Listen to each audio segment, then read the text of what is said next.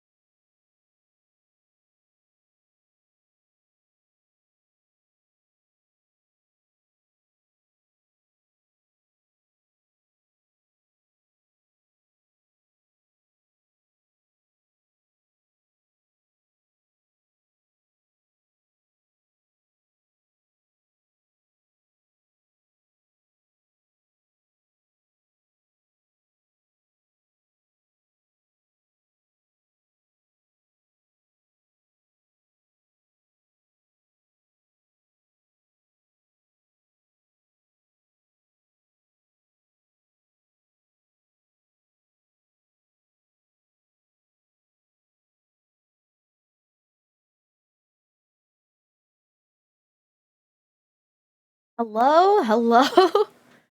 I made a bagel. I forgot to eat. So I made food. Also, thank you so much, Hellhound, for pointing out that we've already read the 4th book. I guess I forgot all about it. I love Dear Dumb Diary! Me too! I do too. I was so confused, I guess. Have a sip of water for the Crindos, would you? Yes. Yes, I will.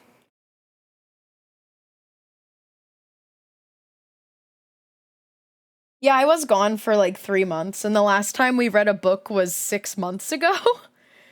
That's crazy. Now get on in here. Ah! Ah! Ah! Hi, everybody. Hi. Hi, Fizzy. Yes, I guess it was 6 months ago. If it was back in September, here's what I remembered. I thought that we read the 3rd book, and I was like, I'm gonna read the 3rd book and the 4th book. Because the first Dear Dumb Diary stream we did, we read the 1st and the 2nd book. I was able to do both in one stream. So I said, okay, the next stream we'll do the 3rd and the 4th book. And that ended up taking way longer than I thought that it would. So I thought that I read the 3rd book and was like, oh, my throat hurts. I'm not doing the 4th one, and then that was the last one. No, we're not reading the 4th. It's okay. I'll give you guys a refresher. I know what happened in the 4th book. Kind of. But first of all, I need to eat my bagel. I'm sorry. We're gonna be talking until I finish eating my bagel. Can you hear my bagel? How are you guys? Happy Tuesday. Bagel can? Sorry for starving. I just forgot. I forgot to eat. I had an insured this morning. And I said, I'll eat a bagel before I stream. And then it was like 10 minutes before my stream. And I realized, oopsie, I never ate.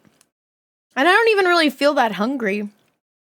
But I know that if I don't eat now, I'll be really, really hungry, like, by the end of stream. So, I'm eating. You were obsessed with them in middle school. Well, good. Because that's the target audience. I think I was too. I collected all of them. When a new one came out, I got really excited. I said, Mom, I want to go to Borders. You have to take me to Borders, which is now out of business. And I collected them all. Although at some point I stopped. Man, I'm so scared of eating on stream. I'm so scared that I will choke and die. That'd be so embarrassing to die on stream. How embarrassing. Yeah, Borders was pretty cool, especially the one where I lived. Hey, have a sip of water for Fizzy Fuzz 17. Thank you, would Fizzy. you? I would have seriously been hype about the series as a kid because Jamie is like a slightly better person than Greg Heffley. I want to read Diary of a Wimpy Kid at some point. I never read those as a kid because I was a Dear Dumb Diary girl. Thank you for the pets. I was indeed a Dear Dumb Diary girl. But yeah, I have heard that Greg Heffley is really horrible. A really bad little boy.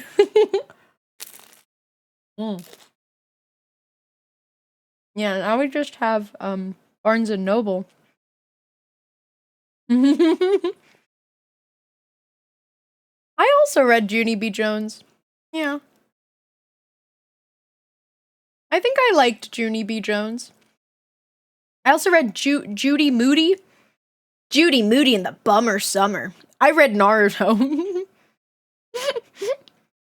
I was Naruto. You read Naruto? You read the manga? You didn't watch the anime? Hi, Caleb. Hello. Are you guys got me eating a yummy, yummy bagel with butter on it that I toasted in my toaster. Yeah. It was on the 6 setting of heat, of toasting. What y'all put your toasters on? I like mine on 6 out of 7. Maybe I was just a weird queer kid reading into shit. But did anyone think Jamie was in love? Yes! You were not reading into shit. The thing is, I never noticed when I was a kid because I didn't know what gay people were for a long, long time. But, like, rereading these now, yes, Jamie is absolutely in love with Angeline, which is really great. We love reading these. Yeah, a common thread, yes. We're on the same page. Have you heard of Horrid Henry? I have heard of it. I feel like I've only heard of it really, really recently. I know nothing about it. It looks cute, like the art style. My bagel is yummy. I think bagels are kind of the best. Like, I have very strong opinions about bread. I like bread. I love bread. I live for bread. And bagels, one of the best breads ever. That's what I think. It's an insane show. It's like currently airing. Is that what's happening? Is it like it's a cartoon, right? I don't know. I know nothing about this Horrid Henry. I think his parents are horrid. Hey, have a sip of water for the Crindos, would you? I don't want to say that he's being abused. I don't want to talk about that. That's what I was like. He's not a real kid, right? He's not real. He's a cartoon, right?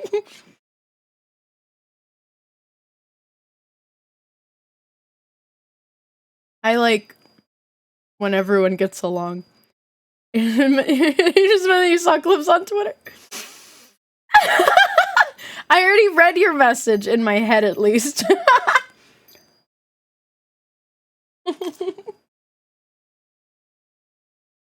He's a fake child. Hi, Jackson. Okay, I love you. Hi, Jackson. Do you like bagels? I'm eating a Hawaiian bagel right now. It's my favorite kind of bagel. It's sweet. It's a sweet bagel. I'm a bunk. Hi. Hi. We're gonna be reading a book today, but I have to be shoved full of a bagel first. Is it pineapple bread? I don't know. It's not. It's not. No. It's not pineapple. Some people say that they make Hawaiian bread with like lilikoi. I don't know if that's true.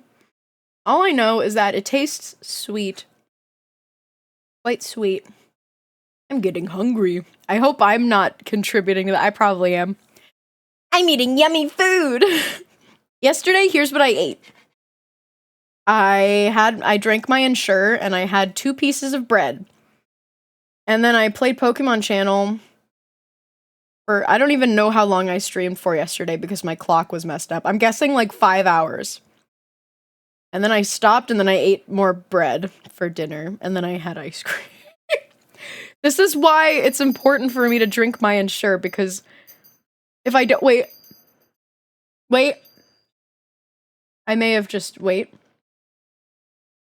Borrow unavailable. Book available to patrons with print disabilities? Okay, give me a second. Sorry that I just screeched like an eagle that just got its worm taken. It's because I did. Okay, wait, I gotta find this. This is not Sims music, no. Why? Okay, I'm gonna look for this book. Shit! Shit! I can't. Oh, it's bad. Okay, well, no more eating for me because now I have to go look for this book.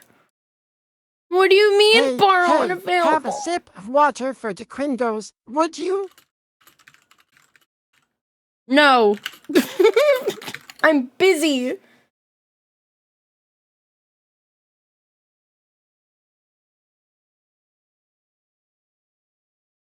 There's like a video of that's 2 hours long on YouTube of someone reading this book. I'm gonna find it. I'm okay. I almost knocked my bagel onto my lap. Oh, this is a bit of a bummer. Why is it not available? Can I tell them that I have a disability? No. No, that's not fair.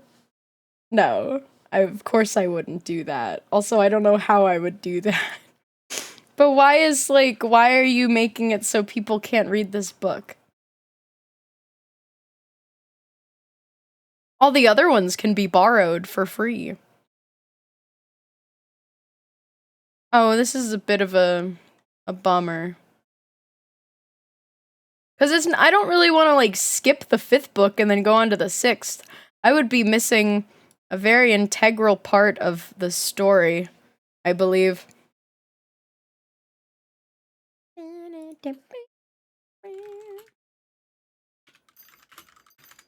I must have something juicy in it. Yeah, they're freaking keeping it from us. They're freaking keeping it from us. And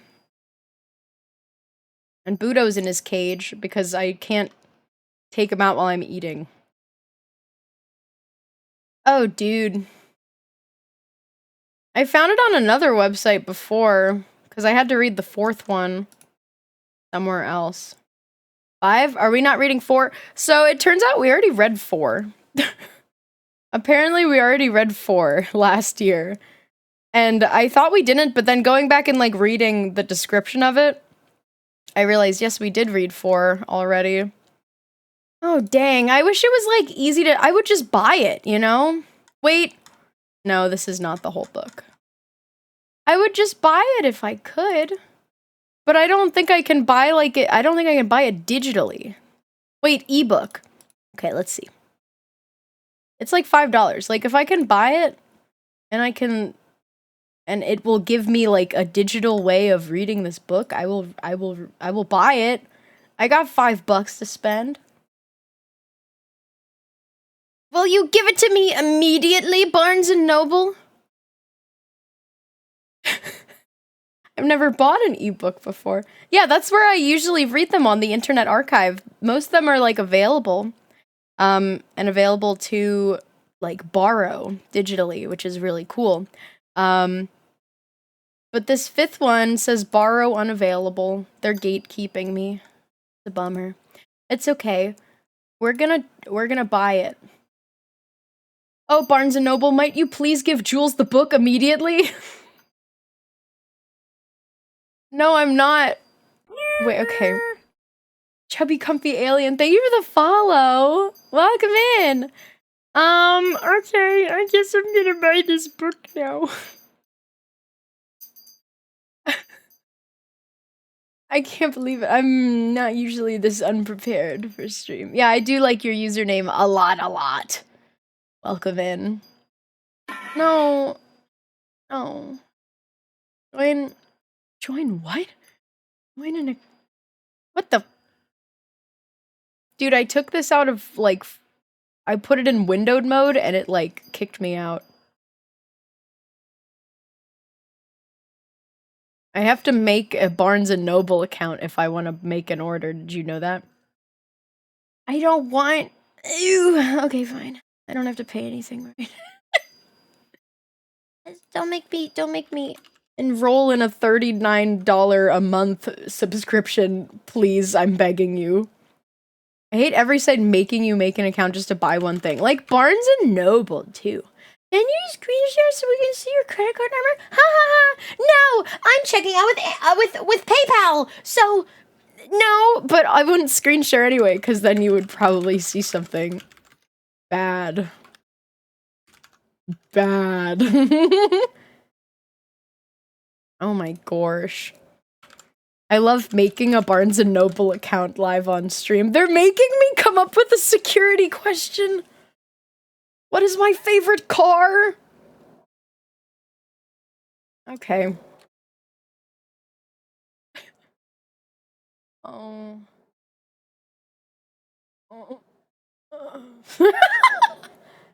The 5th layer of hell. Do you guys hear that plane outside? No, maybe not. Oh, good. Okay, can I buy this book now? Jeep, because it have ducks. Yeah, I do like Jeeps. I don't really care about Jeeps, but I do like the ducks. Ebook available immediately! Immediately! Dude, let me get on my PayPal. When you type in your social security number, be sure to say it out loud. Imagine if you had to give Barnes & Noble your social security number. I don't know. I still remember when Jules taught me about the Jeep ducks, because I saw a Jeep in real life decked out in ducks. Like, almost every Jeep that I see around me, it's really, really funny, because they'll be, like, a really badass looking Jeep and have all of these custom, things on it, you know? All these custom, like, epic spikes and pipes and decals. And then I look on the dashboard and there's a bunch of rubber ducks that are so cute on it.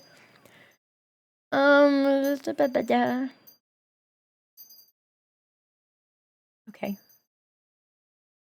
I'm buying it. I'm buying it! I hate when the questions are like, what city were you born in?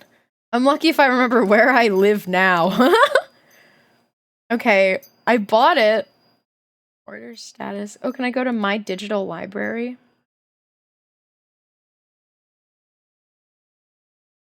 Okay, I'm getting there. Man. I had this all, like, wait. Available on compatible Nook devices and the free Nook apps? What? Okay. Oh my god, this is gonna end up taking, like, this is why I'm like, I can't buy an ebook, because I don't have, like, a Kindle or some shit. Why can't I just, like, buy an ebook on a computer? Okay, here's what we're gonna do. I'm going to BlueStacks. Oh my god. It's okay, I'm gonna just keep eating my bagel. I'm gonna download the Nook app on my BlueStacks on my computer!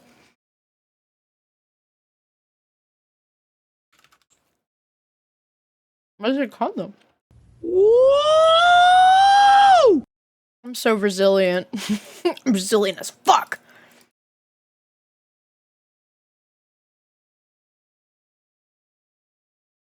Barnes & Noble Nook. Okay, that's the name of the app. Thanks, Barnes & Noble. Where is it? Where is it? Oh, Google Play. Well, yeah, it's on Google Play. Silly.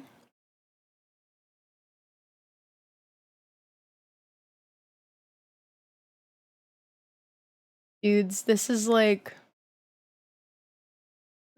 goofy.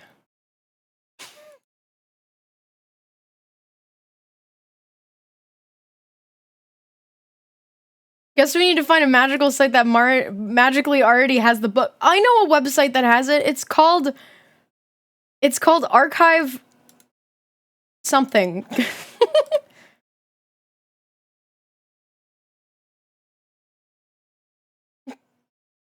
I want to read this book. Archive.org. I'm changing. I'm transforming. I'm turning into a more evil person. I'm gonna burst out of my cocoon and I'm gonna become evil. That's how I feel. It is available on my device? How do I freaking... what? Our Jules is back. What the heck? Why don't they have Barnes & Noble app on... Dude, if I just spent 5 of my hard-earned dollars... Kaizo Jules. Dude. Slap my ass and call me Jimmy. If I can't get this to work... Then we're playing more Pokemon channels. Sorry. Here, I'm gonna try looking on my website. You legally bought a copy, so reading it another way isn't technically wrong. Yeah.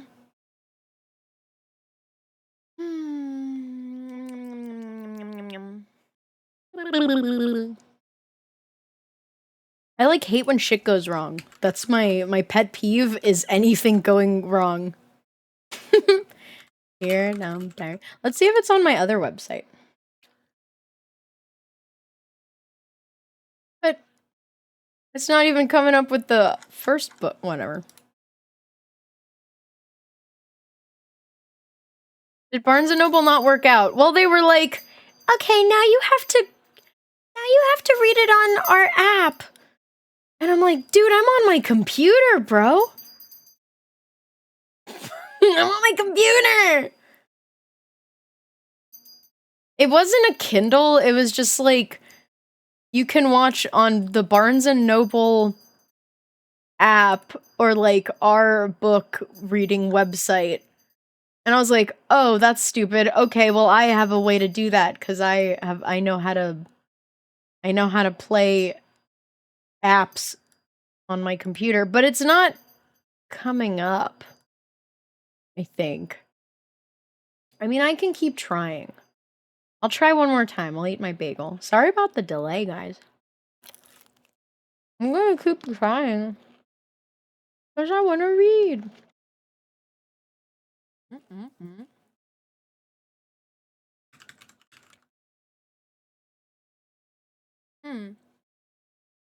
Yeah, go walk your dog if you have to go. I just don't know why they're so like picky about, I guess, what like apps are available to play on this. Like, hello. Farming Simulator 23 Netflix. This song's boring. I'm gonna fall asleep.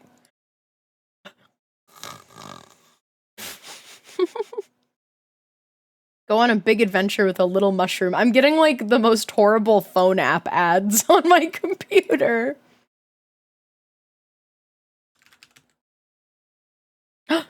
Wait, what the fuck? Oh! Ooh!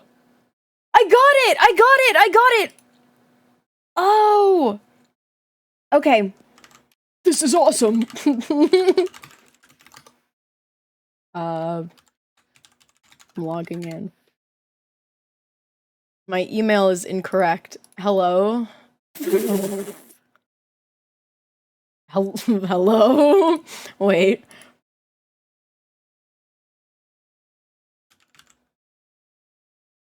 Barnes. Maybe I like don't have an account yet for Nook. I was just using my how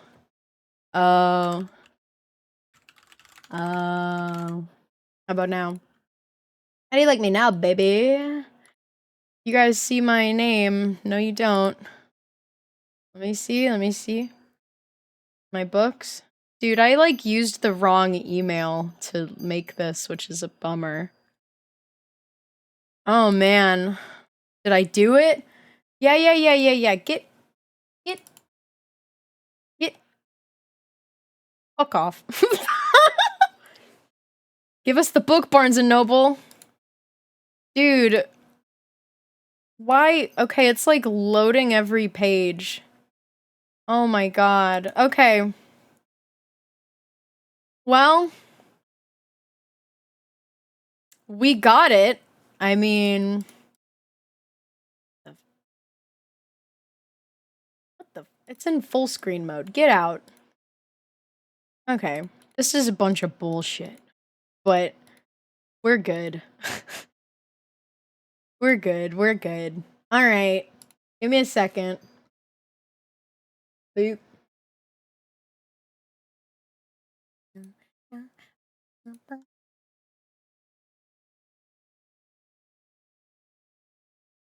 Here's my book that I got. I'm gonna have to, like, fix some stuff. Because I had it so perfect. I made sure everything was so perfect for you, and now I'm gonna have to fix shit. Because it doesn't want to be perfect anymore. It's fine. How's about them apples? And it looked like a real book too, which was cool. I am. But now it's just white. And I still haven't even finished my bagel because I'm so bad at eating my food while I'm streaming. I just will keep talking and talking. Look at this. I have to make sure it's not capturing my cursor. Mmm. Thank you for the bats. How's that? How do you like them apples? I need to finish eating. I'm sorry. Okay, well, we have a book now. We can vibe. Cool. What do you mean you got grasshopper cookies? Do they have grasshoppers in them? Or are they shaped like grasshoppers and they're just normal cookies? I'm glad you have food. Even if you're eating bugs. People eat bugs. They're mint fudge cookies. Mmm.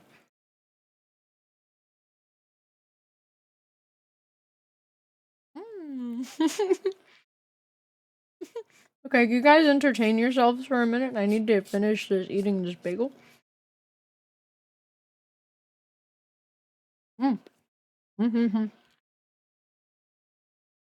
Here, you can fight. I mistyped it. High flying flyers. Royales are now called sock scuffles. Do you like that? Do you like that? Hmm?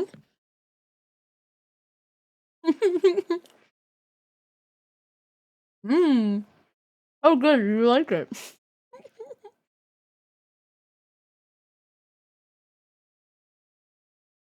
Oh, Ella.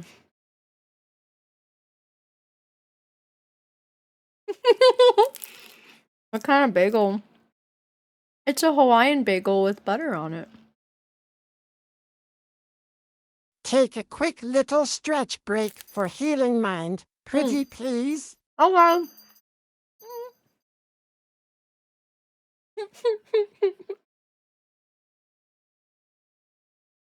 Hey, have a sip of water for the Quindos, would you? Thank you. Mouse, you won! Oh! Okay. I finished eating my bagel. I have to go get Budo. Budo is mandatory for streaming. But, he has to be in his cage while I eat food. Okay, I'll be back.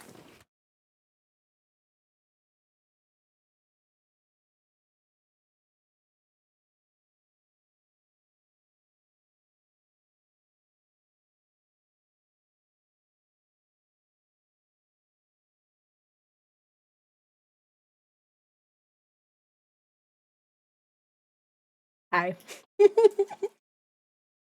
Are you guys ready for a book now? How long has it been? 39 minutes? Okay, so basically 30 minutes of something going wrong. And then 9 minutes of me making a bagel. Will he attack you if he has food, or will he just want it and never stop? He'll want it and he'll never ever stop. He's like the bug that chases you to the end of the earth. The bug, it's like a snail. Or a worm in the hypotheticals. Except he's not as slow as a worm or a snail. He's like fast. It's a snail. Yeah, it's like the snail that chases you to the end of the earth, except it's not a snail and it's a bird that can run really fast and has pliers on its face. He is Fastly and he will get it. Yeah. And he loves anything I'm eating, even if it's chocolate. He's never had chocolate, but he'll think he wants it. So this, like, is a disturbing cover, isn't it? A bit disturbing. Can adults become human? I don't know. I don't freaking know if they can. The allure of what he's denied. You like the lizard? He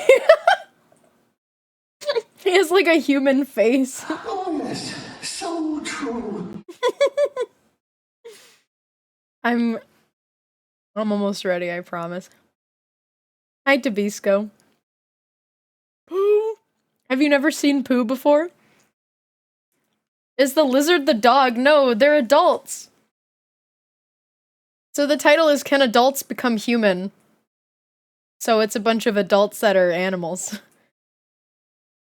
Maybe their dog is technically an adult, but they're also a dog. This is my first time viewing Pooh Bear Redeemed. Do you like it? Pooh shows up and he says, "Oh yes, so true." And I think that's pretty awesome. Okay. I'm cleaning up my area. Whimsical boy. I like that Pooh. Oh, Budo's here. He jumped on my shoulder. Hey. Budo, are you ready for story time? I know I am. Okay, we're starting now, for real. I don't know if I should have the lights off or what. I like lights off. Okay. All right, ready? This is Dear Dumb Diary. This is the 5th book in the series by Jim Benton. If you don't know who Jim Benton is, he made that like little silly bunny from the early 2000s. I had forgot what it was called. That like passive aggressive bunny that like smiles at you and he's like, "You smell like shit." He just says horrible things to people. Happy Bunny? Yeah, okay, yeah, it's Happy Bunny. Yeah, Jim Benton made Happy Bunny. And he's like a really funny guy. He makes comics. And he made this book right here, Dear Dumb Diary. The Hot Topic Bunny. Yeah. I love Happy Bunny. I used to have t-shirts when I was in junior high. I had like stickers or like a folder. Budo's climbing on my keyboard.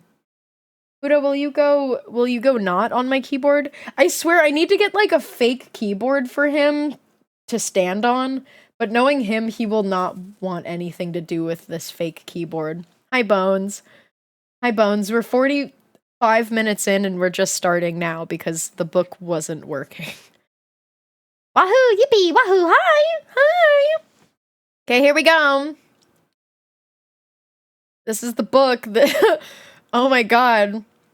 She's wrestling all these animal-human hybrids. Can adults become human? Here's what I'm scared of for this book. I'm scared that it's gonna, like, have to load every single freaking page. Like, I paid $5 for this, and it's gonna load worse than it would have if I borrowed it for free on the Internet Archive. I love the art in this book. I love it. It's like... It definitely impacted my art style a lot when I was a kid, and probably still now. So here's all the books. Oh my god, they, like, planned out all of the freaking books in this series. Actually, no, this is probably, like, more recent, now that they've... Yeah. I have not read any of the Year 2 books. I think I read all the way up to book 12. It's nice to have the full res version. It's of such fun art. I like it too. I am glad that we were able to get this. There's like something special about like the book texture. And also when you borrow it on Internet Archive, it has like this cool book page turning animation. Did you read Baby Mouse? I'm gonna Google what that is because I don't know. I want to look it up. Baby Mouse? Seems up my alley. Seems up my alley, that Baby Mouse. No, this thing is full screen. Okay, I got it. Baby Mouse.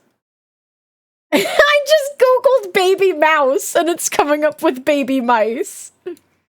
Baby Mouse book. Oh, wow, this looks fucking awesome. Wow! I want to show you guys this book. Maybe we should read it sometime if it's awesome and funny. Baby Mouse. Okay, here's Baby Mouse. Do you like her? This art looks so cool. Queen of the World. I would read this. I know like nothing about this, but I would read it. She's so cool. I think I would let her become Queen of the World. I think I would. I look like that. This does look fun. Yeah, maybe we can read it in the future. I definitely want to get like through all of these Dear Dumb Diary books, at least up to the 12th one. Yeah. That's not the pog I wanted to select. That's okay. So we have read so far. We have done Let's Pretend This Never Happened. That's number 1. Number 2, My Pants Are Haunted. Number 3, Am I the Princess or the Frog? And then number 4, Never Do Anything Ever. And now we're on book 5. Can adults become human? I don't know how many pages this book even has. It doesn't tell me. We'll figure it out. And then there's like 7 more after that, just in the first part. For the office ladies, most of whom are really and truly nice. Thanks to Mary Kay, Summer, and Griffin. Oh, that's good. What's the DDD readers? How does he know my bra size? Hey. Hey. Yeah, this diary is property of Jamie Kelly. He's thanking me specifically at the end there. Can Adults Become Human is a title that's so childlike but speaks to me really hard and I can't explain why. This diary is property of Jamie Kelly. School, Mackerel Middle School. Locker 101. 101 is such a lucky locker number to get. She doesn't know how lucky she is. She's probably like, my locker number's stupid. I wish it was an even number instead of an odd number. Favorite teacher, Miss Anderson. I don't remember who Miss Anderson is. Favorite animal, koala. Also dogs, but not smelly ones. Most hated candy of all time, butterscotch hard candies. How do we feel about butterscotch?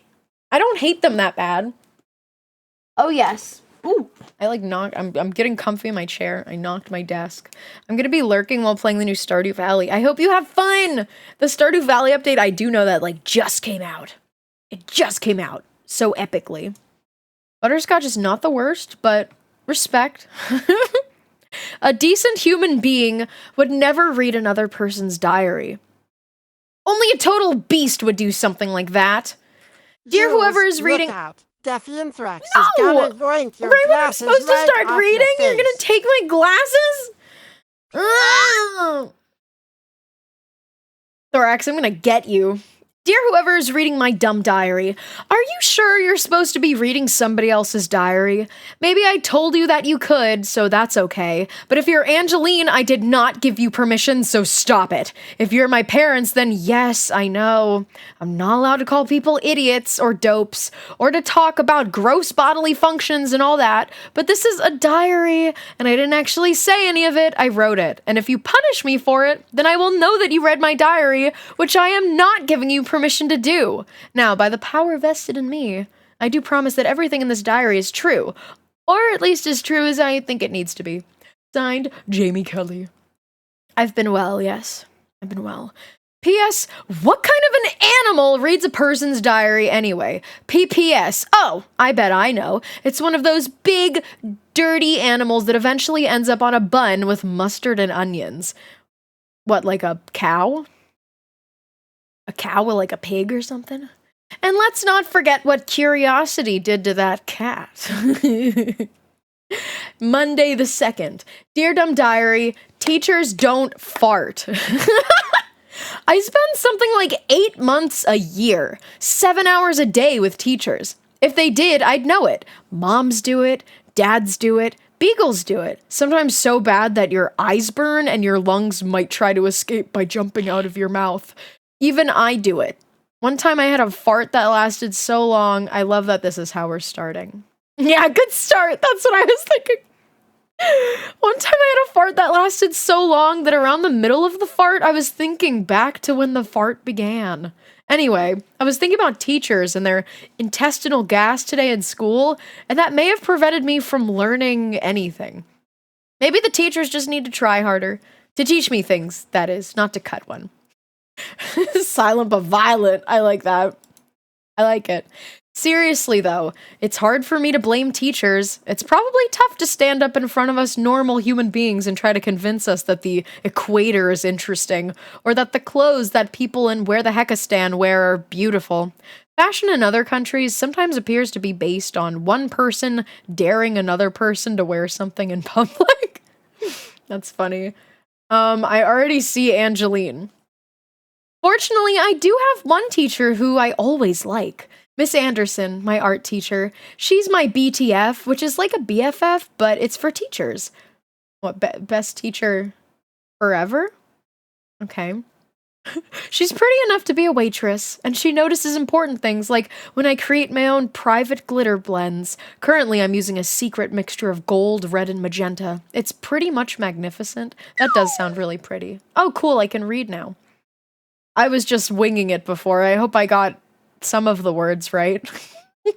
Art class would be perfect if Angeline, Miss Blondie Blondewad, wasn't in it. Angeline is not an artist, and when she stands next to something, she has a way of making it look less pretty by comparison, which, when you think about it, is a form of vandalism that sadly our legal system has no penalty for yet. See, she made the Mona Lisa into some weird old lady with no eyebrows. That's really great. Oh, and Mom finally got me the shoes I wanted. Dad, being a dude, only has like 2 pairs of shoes and can't fully appreciate how much you can need a pair of shoes that you don't need at all. Hi! Oh my gosh, it's Puff! Hi, Puff! And friends. Welcome in from the big top into my happy house. Hello, I hope that your stream was good. I was there for a little bit of it. Puff was playing Harvest Moon, Pride Parade, Animal Parade, but Pride Parade because he modded it so you can be gay in it, which is awesome because gay people rock. But hello, welcome in, Raiders. My name is Jules. If you don't know me, we're reading a book. We like just started. We're like 4 pages in. Because it took me a really long time. Doran's here. Doran, it's okay that you're late because the first 40 minutes of stream, I was eating a bagel and I was trying to get this shit working and I finally got it working. Hi. Thank you, Puff. Everyone go follow Puff. Why are you shearing me? Why are you shearing me? What do I look like, Ed Sheeran? Or maybe you're Ed Sheeran because you are shearing me. Yeah, okay, I'm gonna call you Ed Sheeran now. Haha, what, you're shearing me? What are you, Ed Sheeran? I gotta go back and watch Bagel Time. No. No, you don't have to do that. I hear a siren outside. I just worked a ranch for the past hour. I'm Ed Sheeran you. You are a sheep. The sheer audacity of this one. So, we are reading The Diary of Jamie Kelly, a girl in middle school who is absolutely horrible. She's a horrible girl. We're reading on the left page right now. Mom is totally immune to my begging for most things, but since she's a girl, or used to be one, she has way too many shoes and sympathizes with other females who also want too many shoes. Anyway, they make me look 20 or something. Dad's huge shoe assortment. Number 1, the pair he wears to work every day. And number 2, the pair he would wear to shovel burning manure in the rain.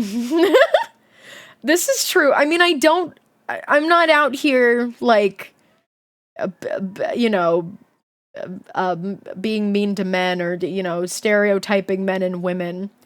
But I do live with 3 men that are my housemates. And, like, all 3 of them have, like, 2 pairs of shoes. And they all have, like, holes in them. And they're horrible. They just don't care. Gender is fake, but this is real. Yeah, you all know people that are like this. You all, like, not all men, but you know men that are like this. It's true.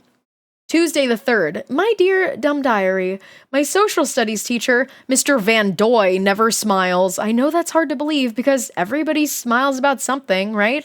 Isabella smiles when her brothers get in trouble. Angeline smiles when she thinks about how much prettier she is than, like, a waterfall or a unicorn. God, she's so gay. We're already at, like, 2 Angeline mentions, I think. I smile when I think about a unicorn kicking Angeline over a waterfall, but Mr. Van Doy doesn't smile at all. I wonder if when you become an adult, you can lose your sense of humor the way you lose your teeth or hair or fashion sense.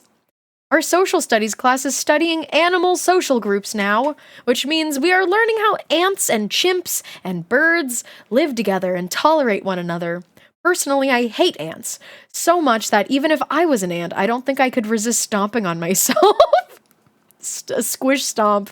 Stomp stomp. Ants.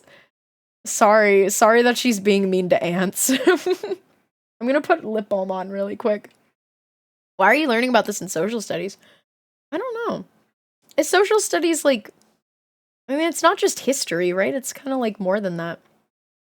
Isabella says that we can do our homework just by watching the educational channels, although it seems like every time I turn those on, they're showing footage of the cheetah running down the cute little antelope. Have a sip of water for the Quindos, Yes. would you? And not the stuff we need for class. Here, I'll drink water.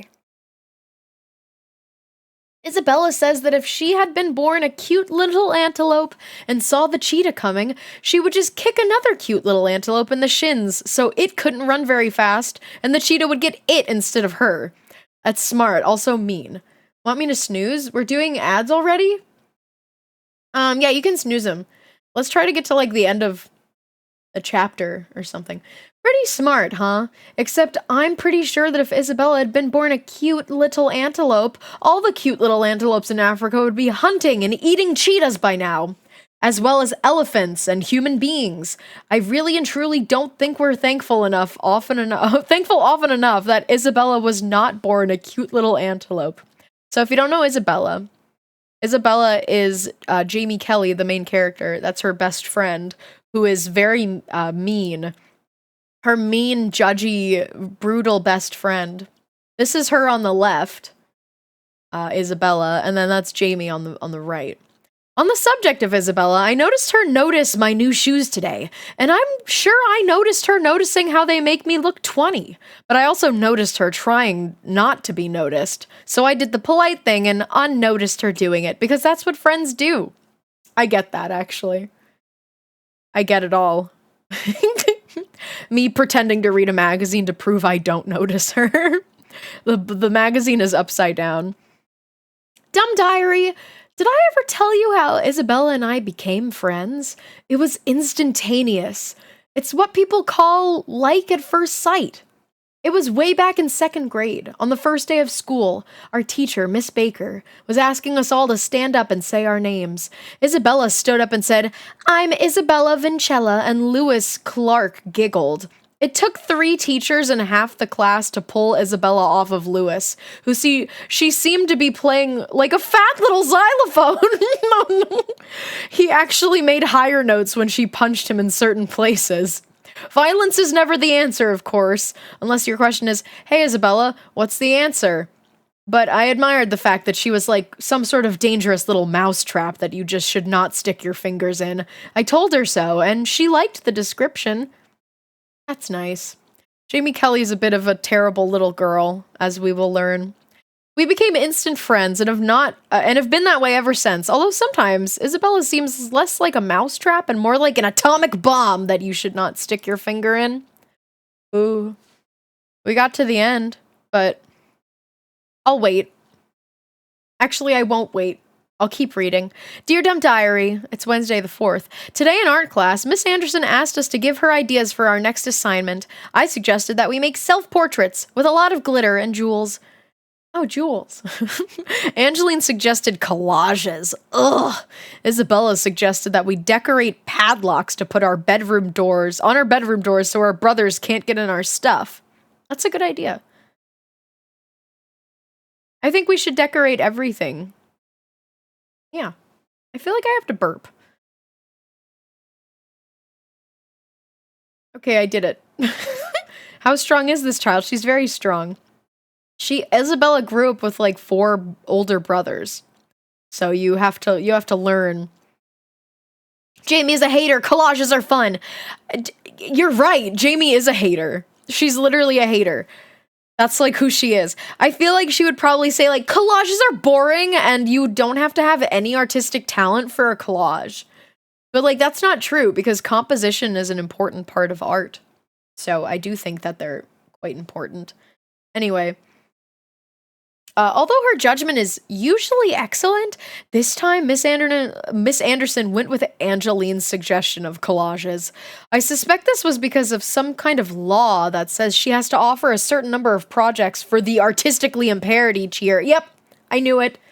She's saying, like, you do not have to be talented to do a collage. Anyway, since not everybody in the world has what it takes to grow up to be an important artist like I might become if I decide not to be a scientist who also makes a lot of money dancing on TV. What is she fucking talking about?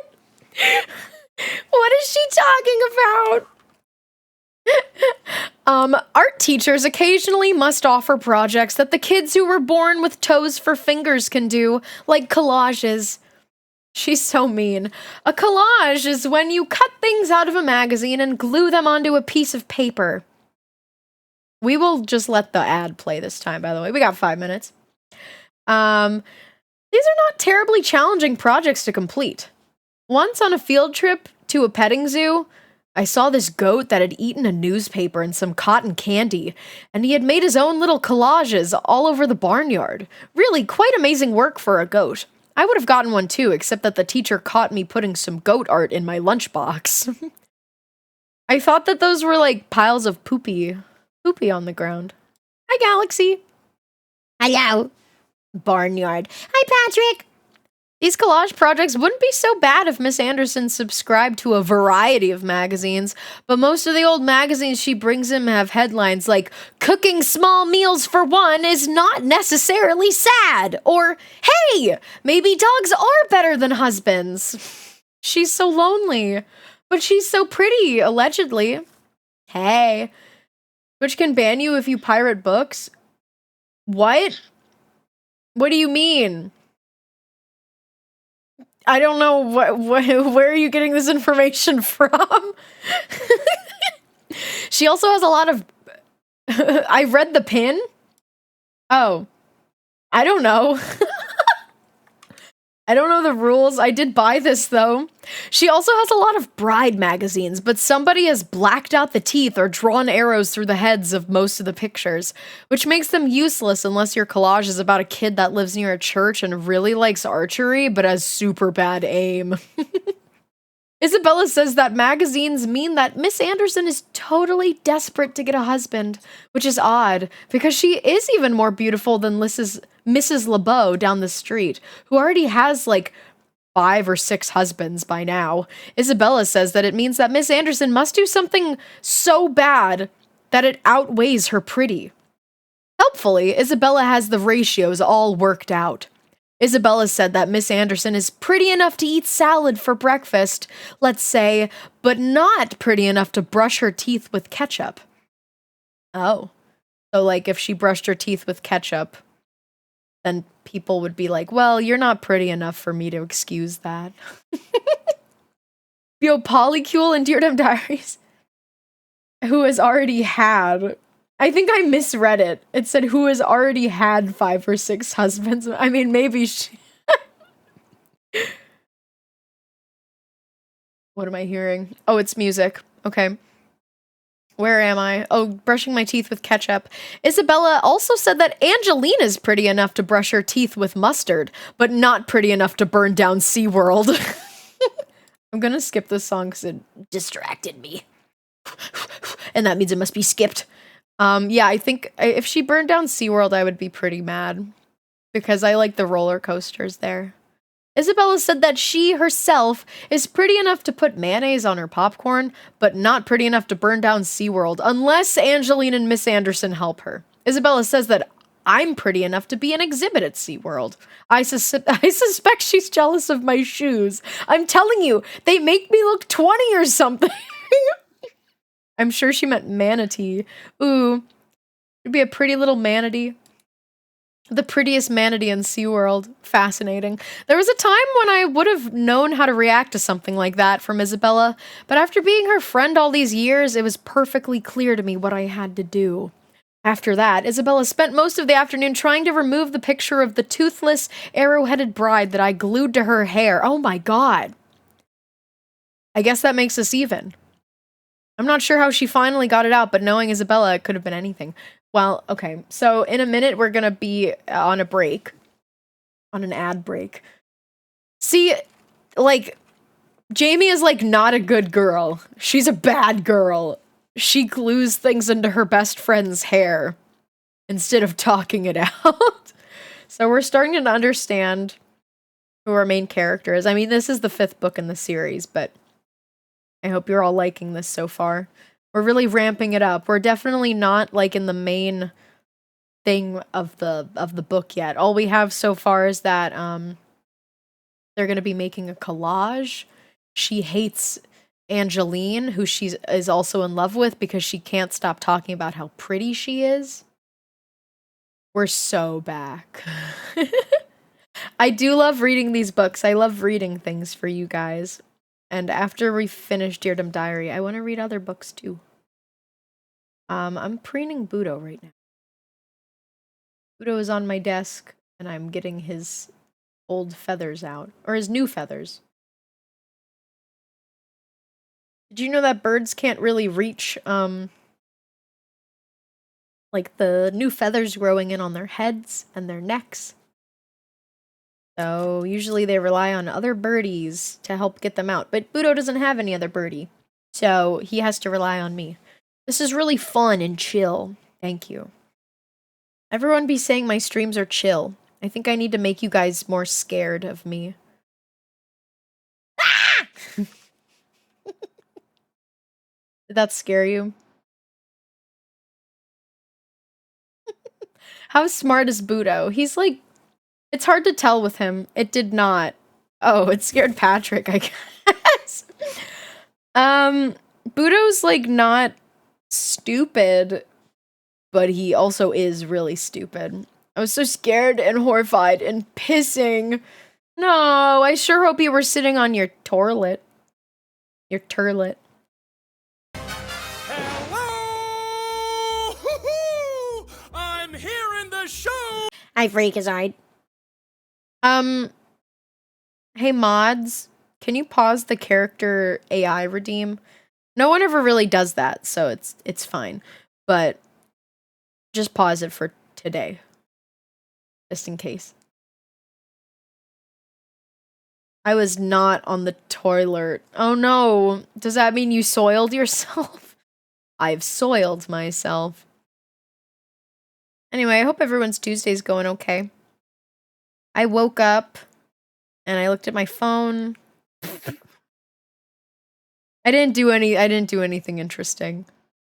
Done. Thank you. Yeah, I didn't do anything interesting. My like parents and my grandparents will call me a lot and they'll be like, "Well, anything new and exciting with you?" And I'll just be like, "No. No. No." I'm sure they want me to be like, "Oh yeah. Well, I went on this huge adventure." I was meaning to use the character.ai redeem, but I don't know which character to do yet. Oh, okay. Yeah, you gotta make sure that it's like on, I mean, it probably is on the app. I slept for 1 billion years. You'll be happy to know that yesterday I did not wake up at 4. Wait, no, not yesterday. This morning. This morning at 4 a.m. I did not wake up and have aliens trying to contact me through my brain. It happened the day before, but this time they just let me sleep. That's good. Oh, good. Yeah. I think you guys are back from the ad now. Oh, that's good. Yeah. Yeah. 8 Nazigadus mention. Oh my god, the fact that you remember is like a bit insane. The 8 Nazigadus. Wish I could say the same. Oh shit, they came for you last night? Oh shit. Okay, you guys are back. We're gonna continue with Thursday the 5th. So all of these books cover like an entire month of time, which is cool. Thursday the 5th. Deardom Diary. Okay. Psychodactyl, I'm so sorry. but that does not. I wish that I could trigger that with resub things, but it won't work. I'm gonna do it for you right now. Check this out. I'm scared it's too long. Why is it not? Hi, hello, Hi. hi, Jules. How are you? Wow, that's great. I'm happy to hear that. Oh, that's so cool. I'd love to hear more. No, please go No, on. it's not I don't pausing. want to interrupt. Oh, by the way. Well, now did we you know that Brie doesn't Cheese work. Is going extinct. Brie Well, Cheese yeah, is it's going happening. extinct? And it all Yeah, it did cut out. Guys, it's 300 characters maximum. Maybe try silence. I don't think that works because I don't have text-to-speech TTS Monster. I don't know how TTS Monster even works. But anyway, thank you so much for resubbing, Psychodactyl. I want to see, how long has it been? 13 months with Prime! That's a long time! And it, oh! We're moving Budo to under my desk. Okay, here we go. We're continuing. TTS Monster is scary like a real monster. Real monsters! That's how you're supposed to say that show anytime it's mentioned. Oh yeah, you know, I do like Klasky Chupo. I like Wild Thornberries. I like As Told by Ginger. I love Rugrats. And yeah, I guess I like real monsters! Okay. It turns out that you can't exactly get even with Isabella. I had forgotten about the time one of her mean older brothers ate a chocolate bar that she had been saving, and she snuck into his room that night and quietly put an earthworm in his sleeping mouth and then taped it shut. One can hardly imagine his panic. Now her brothers get a little sick every time he sees candy, and that is what Isabella calls even. Yeah, she's insane. Hello, Macaroni. Welcome back, welcome back, welcome back. Hello. That's freakish, deranged. Well, it's true that the earthworming was over chocolate, and Isabella has a huge chocolate dependency problem. Isabella can bring it, as she likes to say, even when it's not about Girl chocolate. reading. Girl reading? Yes, the girl reading this. Who is me? That's me. Oh, I missed these. Hi, Shay. This girly is insane. Hello, Shay. So first thing this morning, she brought it to me, and I was called to go down to the office. But let's be reasonable about placing blame here. Yes, Isabella told on me for gluing something to her, but the collage thing was Angeline's idea in the first place, so really she is mostly to blame for this. No, not true. Angeline is not to blame for this, no. I believe that there are schools with nice office ladies that are pretty and don't smell like discount coffee and butterscotch candies. In fact, it wouldn't surprise me to learn that all other schools are like that, just not my school. Now, to be fair, it's not just the office ladies. Many adults have a need to drink coffee all day so that they can remain alert and have bad breath. But the candy is a different story. Our office ladies enjoy being mean, especially to me, and a huge fishbowl of chocolate won't do that to you the way a huge fishbowl of butterscotch will. Here is why. Every time I look at the bowl, the office ladies think, "We could have bought good candy. We hate these hard butterscotch candies. Butterscotch candies aren't good for anything. I think we should take it out on the next kid who walks in here, and that kid is usually me." I need caffeine or else I'll explode. The office ladies in my elementary school nice to me because I was nice to them. That's how it works. I worked in the office. Well, not work, but like in my senior year, I was like an assistant in the office. I've said that before, but yeah. I had eczema and I had to get my cream a lot, and they were nice to me. That's wonderful. I love butterscotch hard candies. What the fuck? Well, Jamie Kelly is a girl with bad opinions and who is wrong and evil often. I wonder if every school has a cauldron in the office. A Jules school nurse would fix all the boo-boos. Yeah, I guess. Could I be I wasn't a nurse. I was just like...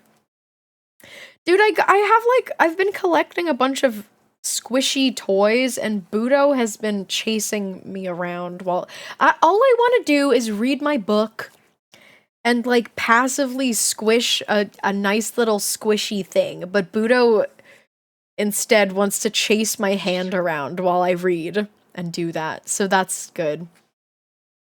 Anyway, The person who drew the Happy Bunny art series also wrote these books. I was mentioning that at the beginning. Jim Benton is like so cool and so funny, and I love it. I've loved these books since I was a kid. Isabella told on me to Assistant Principal Devin, who wears ties but is nice anyway. He said I shouldn't glue things. What? He said I shouldn't glue things in people's hair and blah blah, be kind to each other and blah blah. What kind of a world would this be if blah blah blah? He was just getting ready to come up with some sort of punishment when I asked him what happened to his glasses.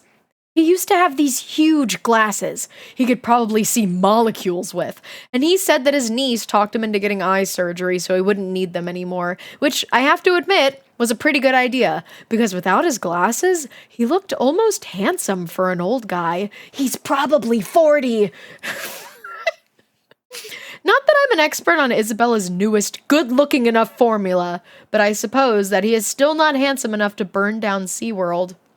Though he is probably handsome enough, let's say, to step right on a fish. Step right on a fish? Yeah, I mean, it depends on what happens after you step on the fish, right? If you, like, slip around and go, whoa, whoa, whoa, whoa, whoa, and then you, like, flip upside down, I don't know about that. But if you step on the fish and I'm just like, whoa, dude, you just stepped on a fish, and he's like, oh shit, I stepped on a fish. Oh, I see, the banana peel fish. Yeah, I don't think people should step right on a fish. Maybe, like, next to a fish, if you really have to. Assistant Principal Devin slid his old glasses across the desk to me and asked if I wanted to try them on, which I did. But at that exact moment, one of the mean office ladies walked into his office, and when I turned around and saw pure ugliness magnified a million jillion times, I screamed a little. Thank you for the bits. Thank you for the 10 bits. The fish stepping fee. Pure ugly was never meant to be magnified that much. I guess my scream startled the office lady enough to send her stumbling backwards into a counter and knock over the big bowl of butterscotch candies. Now, I know this sounds pretty good, but it gets better. Because when she stepped on one of the old candies and her clunky, ugly old shoes, her leg went right out from underneath her, and her hip made a popping sound loud enough to be heard over my laughter. This is not funny. She is an evil middle school girl.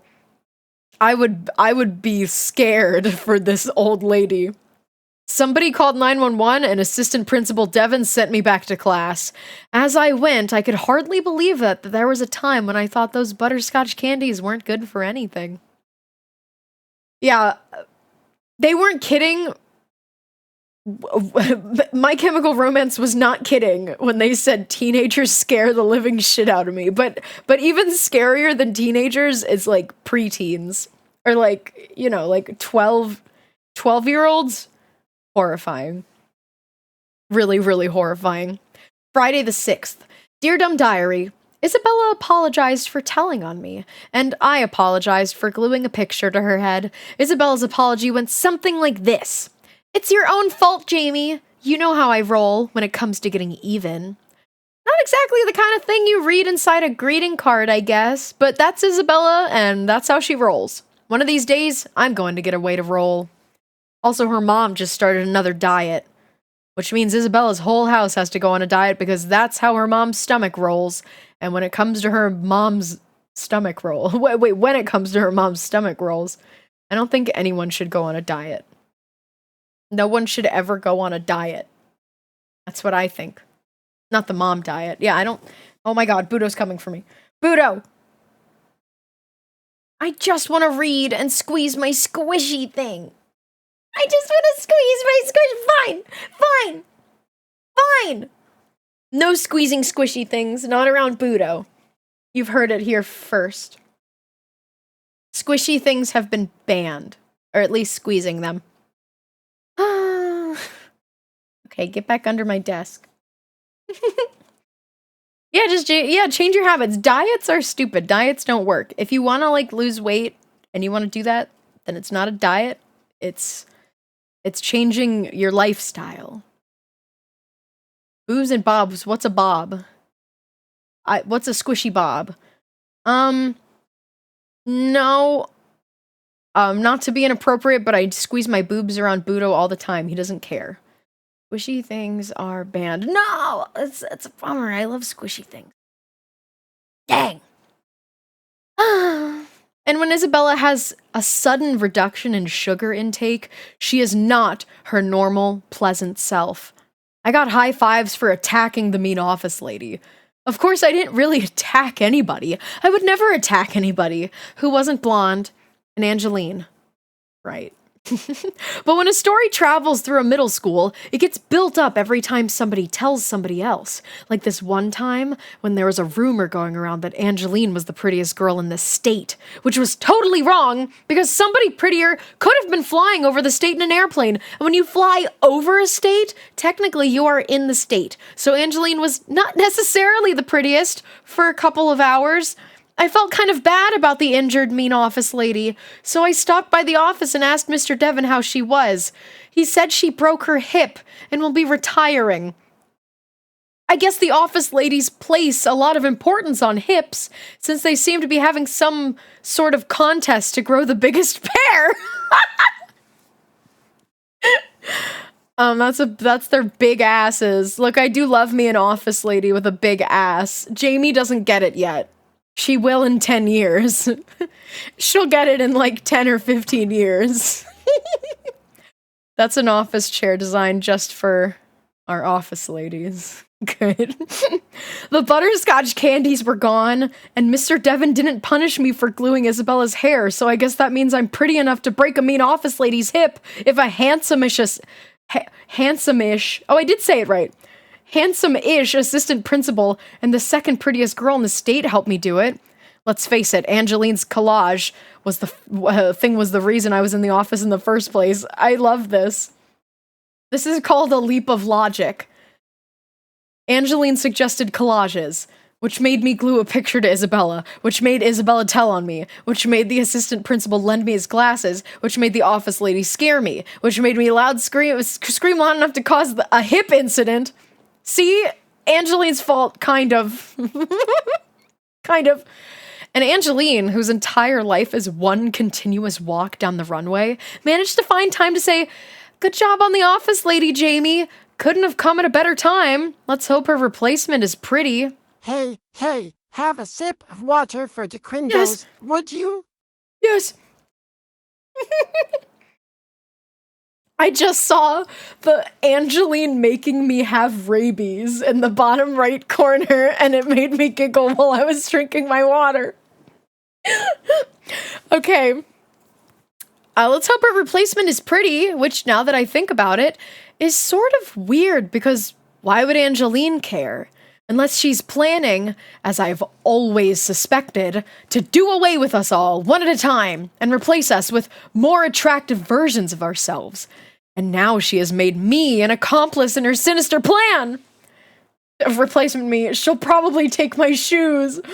They make her look 20 or something. Here's the thing about Angeline. I know that she shouldn't really bother me that much. I mean, Angeline has done nice things for me in the past. Although I have come to believe that these were probably accidental. There's just something so infuriating about perfect people. When she's nice, it makes me mad. When she's pretty, it makes me mad. It never changes. I guess the only good thing about Angeline is that she can never bother me more than she does right now. Perfect people make me perfectly ill. Maybe that's how I roll. Yeah, that's Angeline. Angeline making me mad. Angeline making me enraged. Angeline making me mental. These are normal things that people write in their diary. Angeline making me bananas. Angeline making me have rabies. It's so lesbonic. Lesbonic is... I like that. Lesbionic? Lesbionic. That's even funnier. It's very sapphic of her. Aunt Carol called me while we were eating tonight, called while we were eating tonight, which ticked Mom off a little, since she had spent all afternoon ruining dinner. But then she started talking to her and got all excited because Aunt Carol is going to be staying with us for a while. She's planning on moving to the area. Ooh. Mom hardly even noticed when Dad and I carefully concealed the uneaten portion of the meal with cleverly draped napkins and snuck them right past her and into the garbage. Mom's cooking makes crafty napkin draping an essential survival skill around here. I get that. I've done that before. There's the rose blossom. Used to conceal one deadly lump of grossness within. The tent, good for hiding a more massive, icky object. And then the bandito, useful to conceal your identity as you sneak away from the table. Aunt Carol is my mom's younger sister, so when I look at her, I think I can imagine my mom before she became afflicted with momness. Or would that be called momism? Momitis? Anyway, there's no cure. Aunt Carol is single, so her wardrobe is similar to the clothes my old Barbies used to have, except that Aunt Carol doesn't spend as much time on her tiptoes. I love my mom, of course, and if she was anything like Aunt Carol, I probably would have liked her before she became an adult, but as you know, Dem Diary, adults are very hard to like, except for people in the entertainment business, with the exception of clowns, who may be the hardest of all. What? She doesn't like clowns? She doesn't like clowns? Oh no. No, she doesn't like clowns. There's 2 clowns down here, the worst types of adults. Grouchy, old, mean turd guy. Lady who thinks she's better than everybody. Clown with dirty clothes. Clown's friend who is also a clown. She hates clowns. I hate her. I hate her! Okay, it's Saturday. Ooh, it's the weekend, ladies and gentlemen. The weekend. Dear Dem Diary, Isabella came over today. We had a little mini project to do for social studies. Our teacher, Mr. Van Doy, who never smiles, told us to try to find social behavior in people that was similar to the social behavior in animals. Ooh, of course she's a clown hater, yeah. It's a bad sign. It's like a red flag if someone doesn't like clowns to me. But I know people who don't like clowns and they're cool, but it is like a red flag. Not the red flag, just a red flag. Isabella does not usually volunteer to kill a Saturday by coming over to do homework, but there still are no sweets in her house, and we're always pretty well stocked with junk. Mr. Van Doy showed us a video last week with chimpanzees, and he told us about the complicated ways they communicate. But after seeing a bunch of monkeys on the educational channel, I really think that most communication between monkeys is just them saying, "Dude, what's wrong with your butt? Did you back into a fan or something? Did you sit on the stove? Do you need to go to the hospital? There's something wrong with your butt." Once we started talking about it, I started seeing a lot of ways that adults are like animals. My dad goes to an office every day, and the building is like a beehive where the little adults scurry around and make honey and have to do what the queen bee says. Although in my dad's case, the queen is a man bee, and they don't make honey. They make accounting. They make accounting. I think they account. My mom is sort of like a lioness that prowls the grasslands, instinctively hunting a microwavable zebra for her family because it takes too long to prepare a real zebra. And Isabella... And this is where it broke down for us. Wait. And Isabella... I guess that's the next page. And this is where it broke down for us. We could see how adults were like animals, but we really couldn't find any examples of how we were like animals. Isabella says that science believes that adults might not even actually be human beings. And the more we talked about it, the righter she seemed. They are large and grossly hairy. When they sing along to their favorite songs, many sound like a hog being dragged by its tail. They're capable of doing mindless activities for hours on end, me too. After exercising, many acquire an interesting camel-like fragrance, and they just can't seem to resist slobbering all over you. Yeah. Damn, these kids hate adults. Well, good, because I hate kids. That's so real. I'm a bore. But you're not a bore as in boring. So that's good. Sunday the 8th. Dear Dumb Diary, hooray! Aunt Carol came today. This really threw Dad's Sunday off because he has a lot of important things to do on Sunday, like dress like a slob and halfway complete a project around the house. But he always manages to look presentable when Mom's relatives come over, although he often looks like something itches. Dad trying not to think about how much he'd rather be in sweatpants. Yeah. Everyone's in sweatpants nowadays. Just do it. It's comfy. Who cares? It's comfy. Who cares? Technically, Aunt Carol is an adult relative, and normally this would be a big problem since most conversations with adult relatives sound like this. Old relative. So, how's school? Me, fine. Old relative. And how's soccer going? Me, fine. If I explain that I've never played soccer, it will just lead to extra questions. Old relative. So, how do you like all this rain we're having? Me, I don't know. I get that though, being like, I could correct you, but it would just make this conversation longer. That's what happens when my grandparents call me on October 5th to ask me happy birthday, even though my birthday is the 6th. I'm just like, oh, thank you. What did you do today? Oh, we're celebrating tomorrow. Oh, okay, why? I don't know, just 'cause. I don't need to tell them that my birthday is the next day. It's fine. But Aunt Carol is a bit more fun. Aunt Carol, so how's school going? Me, fine. Aunt Carol, are any of the kids really gross? Mom, stop it, Carol. Me, Angeline is gross. Mom, Jamie. Aunt Carol, did you know your mom wet her pants once at school? Mom, don't listen to her, Jamie. She's taken her allergy medicine and doesn't know what she's saying. Whispers something really angry at Aunt Carol. Are they okay? Yeah. Aunt Carol, geez, okay. I'll drop it. Jamie, how do you like all this rain we're having? Me, I don't know. Aunt Carol, I'll bet your mom hates it. It could get her pants wet. This is the point at which Mom throws something at Aunt Carol, and the conversation is pretty much over. It's really hard not to like somebody that can make your mom throw a pillow.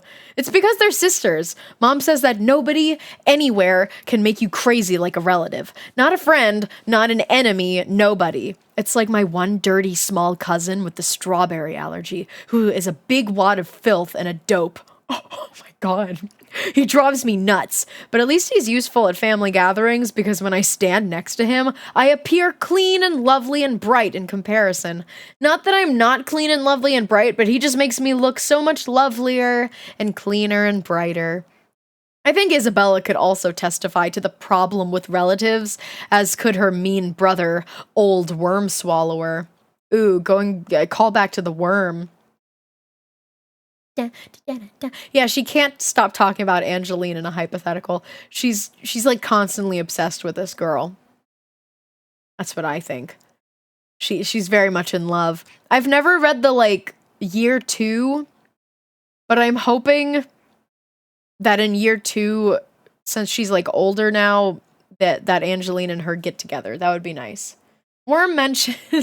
I love worms. I'm gonna drink water really quick.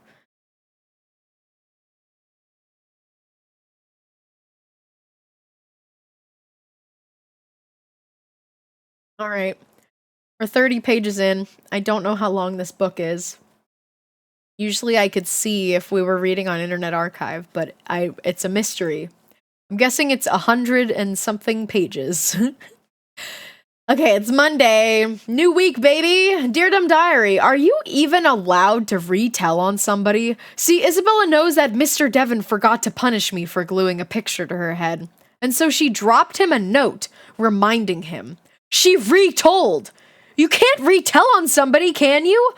I was pretty angry about it when I was called down to the office again to get lectured about the dangers of getting something glued to you, and how not gluing things to each other was the glue that held society together, or whatever Assistant Principal Devon was gonna say this time. It's still my shoes, isn't it? Isabella, they make me look 20 or something. They make me look 20 or something! That's like a really, really funny statement. And every time she says it again, it makes me giggle more.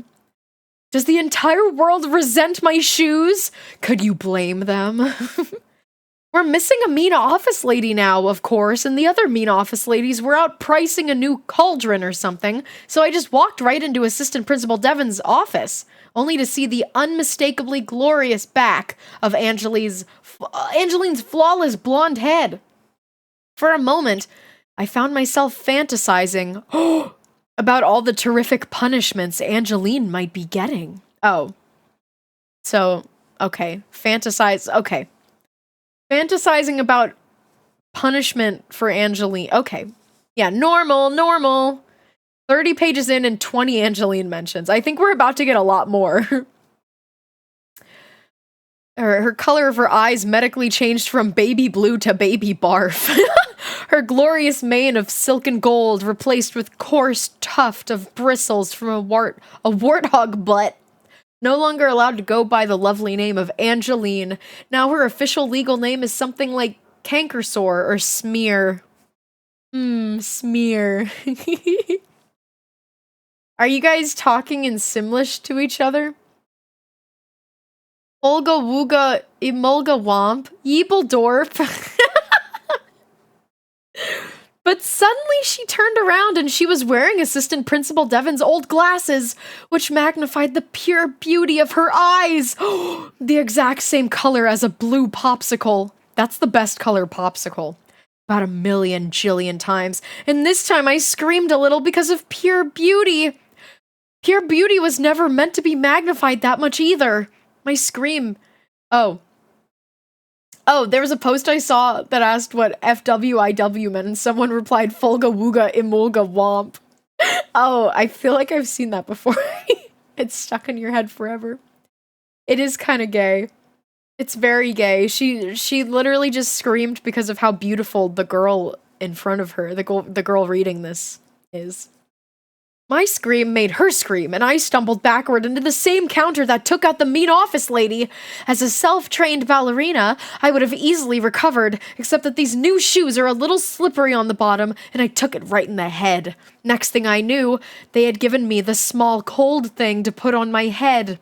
The small cold thing is the absolute highest form of medical treatment they could give you at school. It's practically their version of a heart transplant, so I guess I must have hit my head hard enough to nearly take it off. Oh my gosh. They called my mom to come get me, but Aunt Carol came instead. I have to say, Dumb Diary, that Assistant Principal Devon and Aunt Carol surely were not weeping and wringing their hands fretfully the way I would expect to be wept and wrung over while I was almost dying. In fact, they seemed to be sort of, but this can't be true, chit-chatting. Ugh! Emergency! Have to stop writing! Stinker ate something Mom made yesterday, and believe it or not, Mom's cooking actually smells even worse when you run it through the antique digestive system of an old fat beagle. Must make it to door. Eyes burning! I guess the dog farted. Also, yeah, as soon as Aunt Carol was, introduced, I was like, she's gonna work at the school. I was guessing that. Yo, I see school nurses on TikTok and they can do so much now. Really? What can they do? Can they do heart transplants? I'm not sure if she's going to make it. She inhaled a lot of pure dog stink. But thank goodness she left a note not to put tubes in her nose. Those are totally gross looking. Yeah, it's wild. Damn, that dog can toot. Tuesday the 10th. Dear Dumb Diary, I had to sleep on the couch last night because Stinker committed that odor crime in my room. And even though Mom would usually just make me sleep in there anyway, I pointed out that the combination of beagle fumes and my head injury could be disastrous. I told her about this one girl I heard of from a different school that was camping and also had to spend the entire night in a tent with an 11-year-old poodle that had eaten 4 burritos. When they found her the next morning, she was just a little pile of ash. I might have made part of that up, but Mom let me sleep on the couch, and since I was downstairs, I heard my Aunt Carol roll in around 11:30 and talk to my mom in the kitchen, while I was expertly pretended to be asleep. I love doing that. Pretending to be asleep is just about the best way to eavesdrop as long as you do it well. Don't scrunch your eyes closed too hard, and don't snore like they do in the cartoons. It's true. It's true. Have they not always been able to do that? I feel like there's like a maximum of stuff that you can do as a school nurse, or at least that you could do before it's like, okay, you have to go to like a hospital now. We can't do that here. They give like meds now if the kids have permissions from parents. Ooh. Ooh. That's what happened to me when I let my dog have a little cheese. Okay. I couldn't hear them very well, but it was all made painfully clear to me this morning when Aunt Carol drove me to school and parked the car. This afforded me an early morning look at Miss Bruntford, the lunchroom monitor, because she also monitors the parking lot in the morning and is there to helpfully tell people exactly where they can't park. This is earlier than I had ever planned to look at Bruntford, and it was not agreeing with my crunch berries, but it got worse. Guess what, Jamie? Aunt Carol says, all happy in that voice that makes you worry, because when adults are this happy, you should worry. Assistant Principal Devin, offered me a job that just opened up in the office. I'm going to work at your school. Isn't that great? Aunt Carol, afflicted with typical adult dumbness. Oh my god. Aunt Carol, Aunt Carol, Aunt Carol. I'm slowly shaking my head sadly as I write this part. I knew it. There was a time when you would have understood that a person would rather bathe in a tub of hot dog slobber than have a relative of theirs working at their school. But it looks like you're one of them now, Aunt Carol. You're an adult. Yes, I lied, realizing that I was lying to Aunt Carol for maybe the first time ever. So I added, and I'm not lying to you. That's really silly. And I'm not lying to you. Yes, and I'm not lying to you. Adultness. Could it happen to somebody close to you? Uh-oh. Uh-oh. In social studies today, Isabella asked Mr. Vandoy, who never smiles, if there were any animals that could eat their own nieces. I had told Isabella about Aunt Carol taking a job at the school. He listed a whole bunch, mostly the mean animals like crocodiles and sharks. But he said that among the higher primates, like chimps, the relationship between the aunts and nieces are particularly close. Too close, I would imagine, for an aunt chimp to take an office job at her niece chimp's school.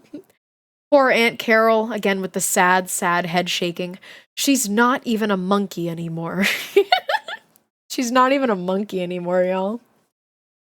I like this book. This book funny. I like it. I feel like the principal and the aunt are gonna like start dating. Also, I really don't know whether to say aunt or aunt. Aunt Carol. Aunt Carol. Carol, aunt. I think Aunt Carol. And not Aunt Carol, because when you say Aunt Carol, the A sounds, it's the same type of A. Does that make any sense?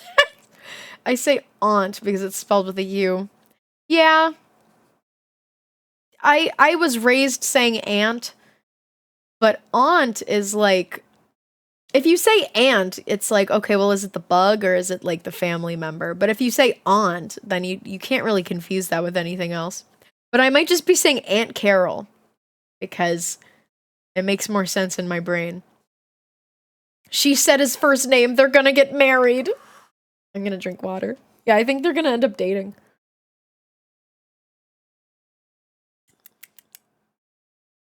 Whoa, whoa, whoa.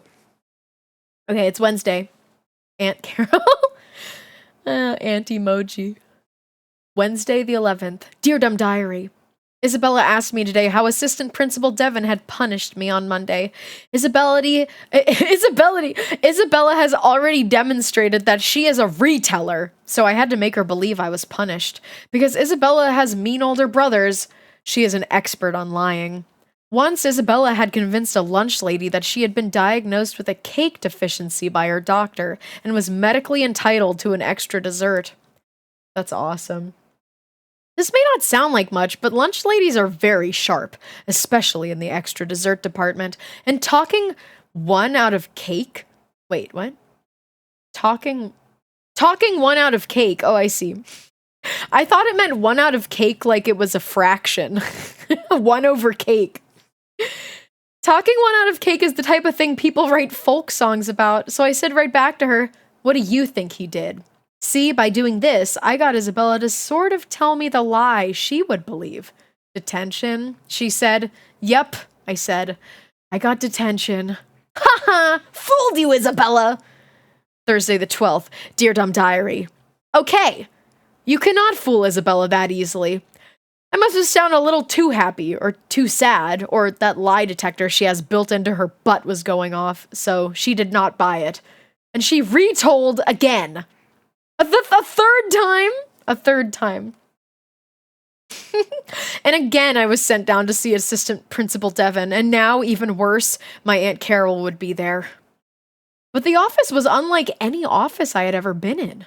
The office ladies were smiling. There was some music playing softly. There were some flowers. And in the spot where butterscotch candies used to be was a great big dish full of little chocolate candy bars. Oh my god. In the center of this transformed office was my Aunt Carol. And when she saw me, she waved and grinned and said, Jamie! Hi, Jamie! Everybody, this is my niece, Jamie! The mean office ladies took those ugly things they would keep in front of their heads, where a face would normally go, and smiled at me with them. Oh, their mouths. I had never thought it was possible. Trust your aunt. I feel like something has to go wrong soon, though, right? Then Assistant Principal Devon came out of his office and showed me Isabella's latest memo. Your aunt has told me about your friend, Isabella. She's a reteller. I figure she's going to keep retelling until you get punished. So how about this? He dropped her note on the floor. How about if you pick that up and toss it in the wastebasket? Then you can tell her I made you clean the office. Oh, that's actually really true and smart and funny. Amazing, right? His solution was kind of a lie and the truth at the same time. I've heard that if you made a monkey bang on a keyboard long enough, it would eventually write Romeo and Juliet. Whoa. That means that even a monkey might accidentally do something that appears human. And I think that's what Assistant Principal Devon was doing. Oh. Because they're all animals, I guess. Because in this narrative in her head, adults are all animals and not human. That's scary. Only kids know how to tell the truth and tell a lie at the same time. But Assistant Principal Devon actually did it right in front of my eyes. So I smiled, picked up the note, and tossed it into the wastebasket before they ran out of candy bars, or the music stopped, or this monkey stopped banging on the keyboard. Ooh, I like it. I like this Aunt Carol. She's gonna do something bad, though. My favorite Simon and Garfunkel song was the one about Julio stealing Paul's cake in the schoolyard. I've never heard that in my life. I should listen to more Simon and Garfunkel. I love that last little creature in the Aunt Carol lineup. I want to see. Jesus! There was like a loud-ass screech outside, and I think it picked up on my microphone. There's, now that it is the springtime, I have to have my window open in my house. Which means that sometimes you hear loud screeches. That was me, sorry. To be fair, sometimes I also make loud screeches. Also, here's the creature at the end of the lineup. I do like that thing. It kind of looks like a cat, rat, lizard. Okay, let's go. Are adults just dim-witted beasts? Yes. Unless an adult is reading this right now, in which case the answer is no. I'm an adult. I'm a grown-up.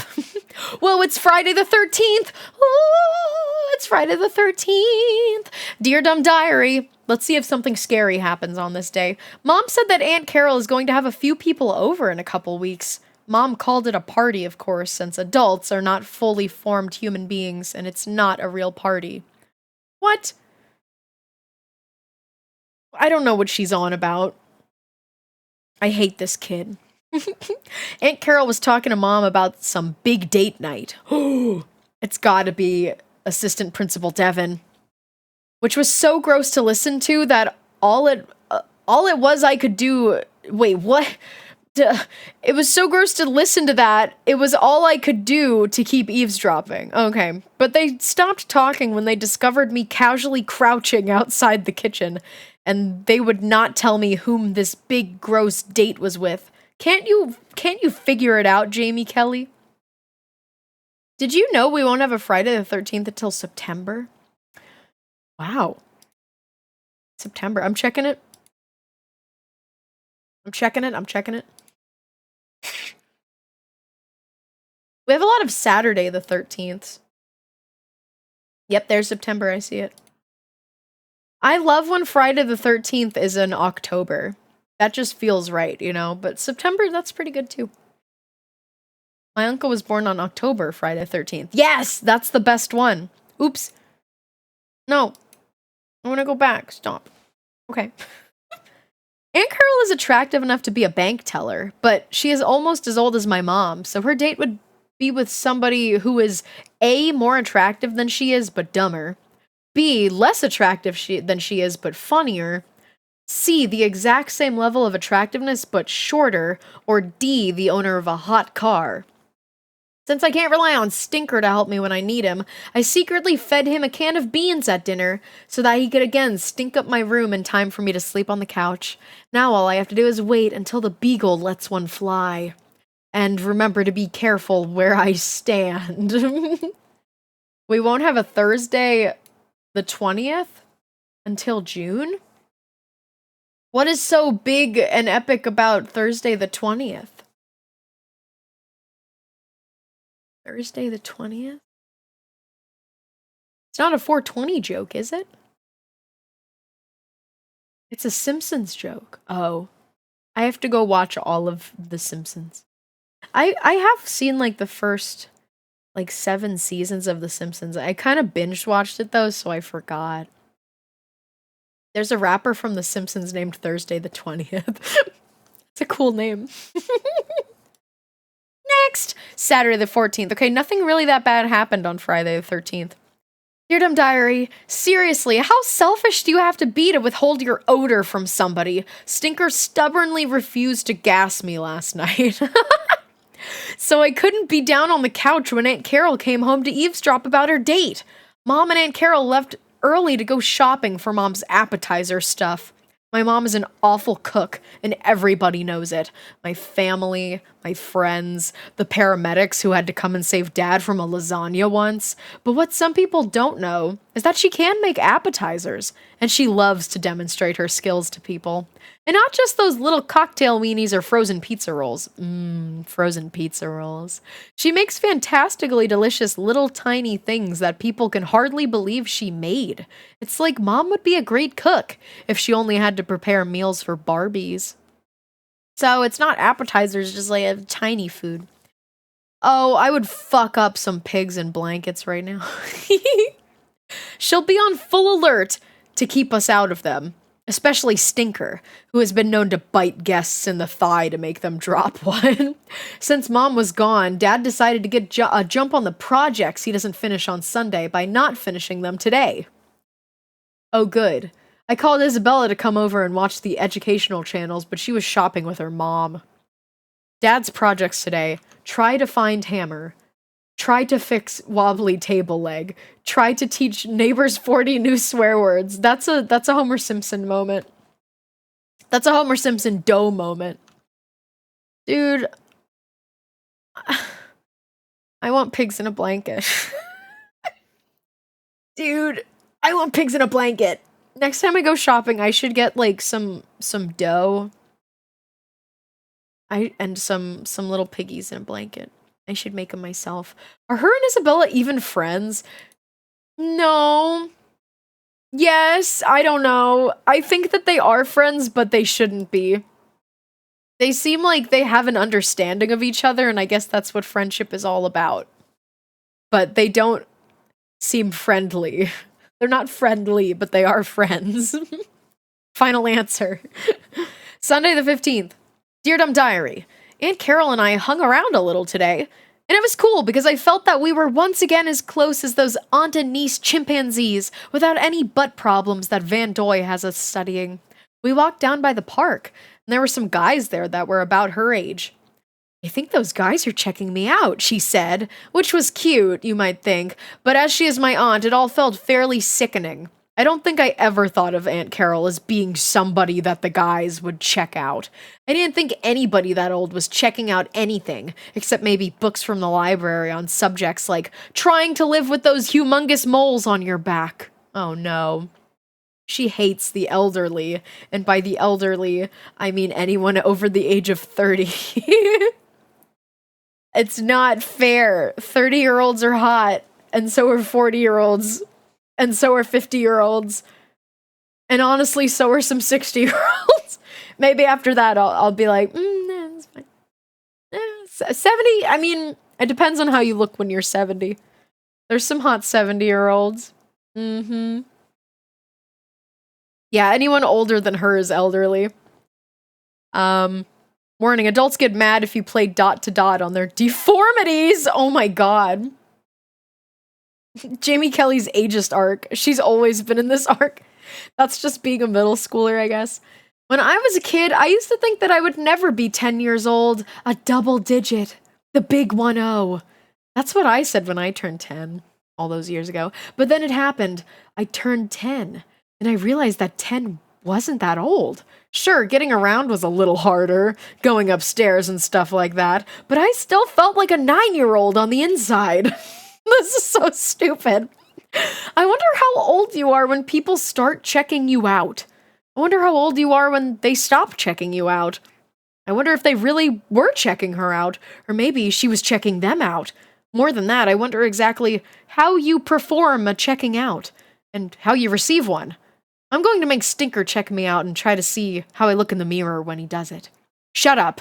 It's not that weird to force your beagle to check you out. Probably lots of people do it. She's such a freak. Here's how Stinker did it. Is this right? He just got sleepy. He just does not give a shit. I like this dog. I like it a lot. So fun fact about growing up. You don't magically feel different. You feel the same, and people expect more from you. Yeah. Yeah, that's true. At least, like, up to a certain point. She's so insane. Yeah, she's literally insane. I don't know what she has, like, what she is on about. She thinks that she's so perfect and that everyone else is insane, and she is the insane one in reality. Okay, it's the 16th. Dear Dumb Diary. You remember Bruntford, don't you, Dumb Diary? She is the water buffalo that's somebody trained to be a cafeteria monitor, and whose job is to make sure that everything in the lunchroom flows as smoothly as gravy through a grandma. Ew. Ugh. I think I just grossed myself out a little. I'm for sure off gravy for a while.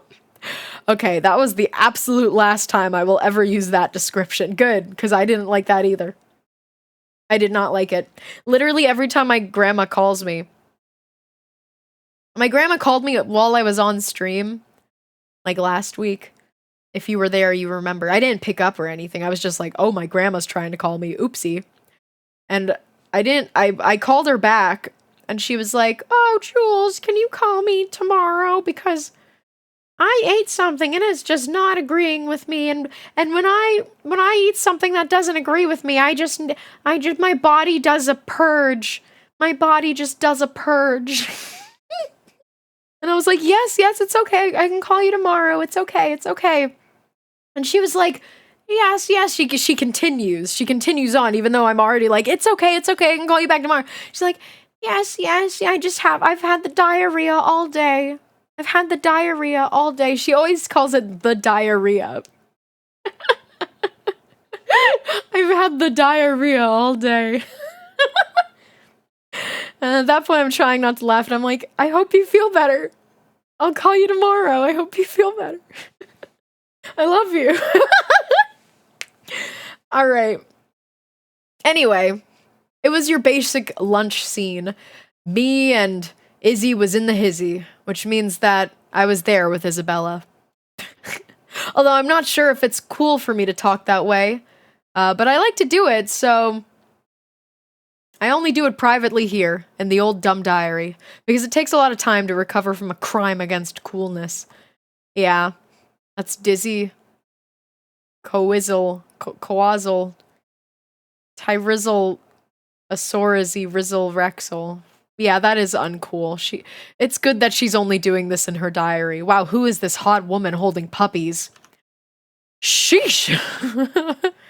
Like Isabella told me about this one girl that was actually witnessed with her actual finger in her nose. What?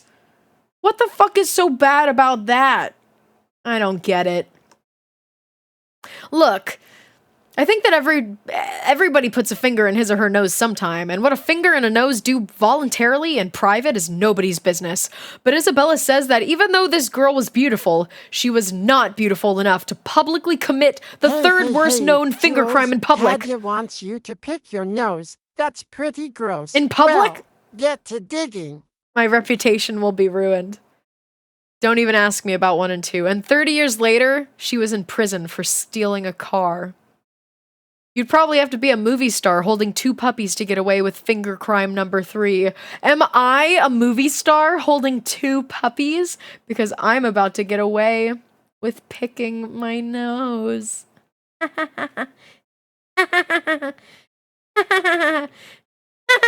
Whoa! What is that? It's a brand new iPhone! Anybody with a brand new iPhone? Brand new iPhone straight from the source of my nose. Brand new iPhone 12. Anybody? Going once? Going twice? Do I have an offer? Do I have an offer? Me.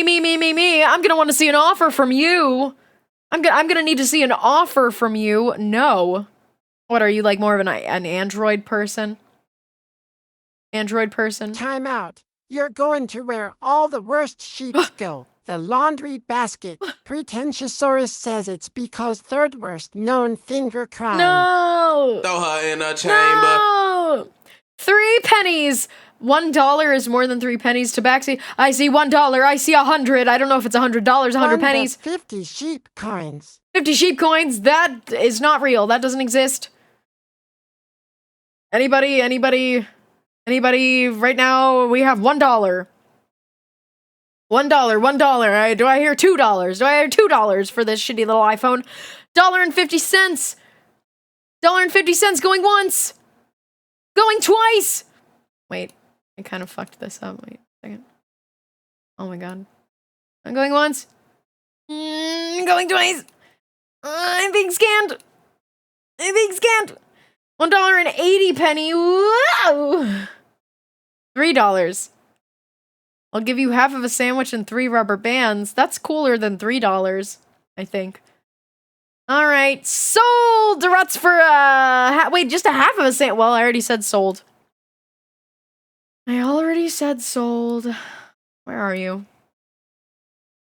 No. Sorry, I'm hungry. I wanted a sandwich. Woo! Here you go. Take it. Take it, my fine little sock. You got yourself a brand new iPhone covered in my boogies. My boogies. Whoop. Okay. That was fun. I'm in jail now for picking my nose. I bet you don't even like what's on that sandwich. Wait, let me see. Freaking tomatoes. Ew, mayonnaise! At least I have 3 rubber bands. The rubber bands, how can you not like those? Is a Pretty Fairy redeem working? It should be. Did it not? Oh, I guess it didn't work. Here, let's see. Maybe I need to restart BikuBot. In a word, a pretty fairy. Oh. Is it because I was in jail? It's because I was in jail. I think. Yeah, it's because I was in jail. Yeah. I need to make it. I don't know how. I really don't know how. Tried. But I need to make it so that things happen when I'm in jail. And things happen when I'm shrunk, when I'm dweegened. That was my bad. It's okay. I thought of a better bit than half a sandwich and 3 rubber bands. Well, you can do it again next time. Okay, here we go. Let's keep reading. Back to the cafeteria. Bruntford, Isabella, the hizzy, remember? I was just minding my own business. Walking that way where technically you're walking, but you're almost running, but not really running. We're not allowed to run in school. Angeline said, "Hey, Jamie," which surprised me because Angeline and I are not friends and can never be friends. Why are you still on my hand? Because she was born with the deformity of being all perfect. But I looked. Anyway, possibly because I was curious to see how much I hated her at that exact moment, and when I looked, I slipped on something. I'm not saying it was a blob of hair, conditioner. But Angeline, a known abuser of hair conditioner, was in the vicinity, and all of my hours watching detectives on TV has taught me that the villain often lingers around the crime scene. RM Bussy, thank you for 200 biddies. For the phone. For the phone? I already gave the phone away. Thank you for the bits, though. Why did that take so long to happen? Wait, where was that? I'm that far back. But it seems like it says it happened 3 minutes ago. Why did the redeem just go off? That's so weird. Bussy, I don't think you're that far back. I think that my alerts are just lagging for some reason right now. Don't worry, don't worry. Okay, where am I? Okay, I'm not saying it was meatloaf, but cafeteria meatloaf is greasy enough to qualify as an industrial-grade lubricant, and some of it could have easily fallen from between those ugly flaps beneath Bruntford's nose. I think she calls them lips. I'm not saying that it was my new shoes. They make me look 20 or something. But when I slammed into Bruntford, I was going about 20 or something. So fast, I said that wrong. So fast, in fact, that I think I may have actually plunged into Bruntford a little. It was kind of like going underwater. You know, like when the sound changes and you're weightless. But then I plopped out of the me-shaped indentation I had made in her, and the next thing I knew, I was in the office again, preparing the excuse that was going to go into my permanent record. Wait, Budo? Oh. Budo is preening right now. I heard little noises from him. Greetings! Hello, Mardhan! Aunt Carol is there in the office now, of course, which I figured meant that Mom would hear about it even sooner.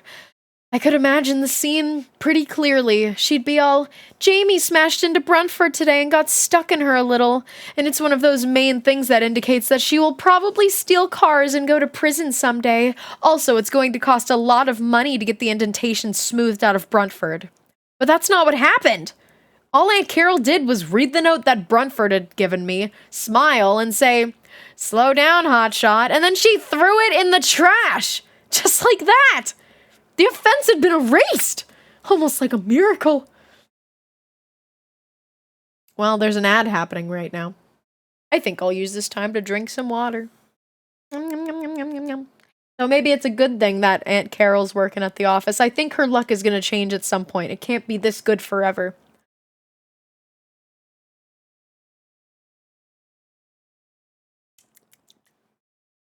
I'm scared that my voice will be damaged from this stream, because my voice has already been kind of bad. It's been kind of bad. It's rough out here. I can't do all the silly things that I normally do with my voice. I can do most of them.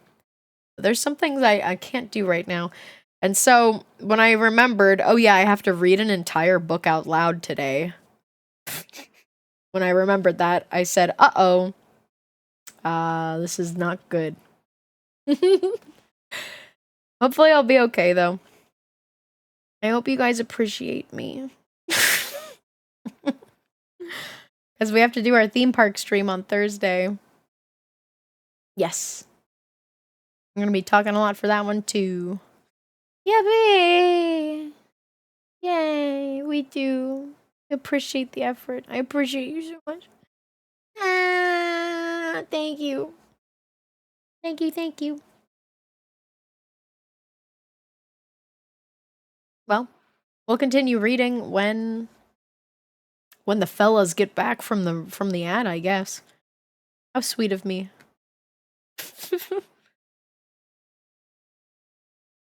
If you need to end early to listen to your body and do what feels right, thank you, but you know how some people are like bad at finishing something? And like they'll like never finish a game. They're like bad at finishing games. They'll move on to something else. I'm kind of like the opposite of that, where I want to finish things. I'm like disturbed if I don't finish something. So like I'm not gonna read half of this book on stream, because it's not that long. It's like 100 something. We're like halfway through right now, I'd say.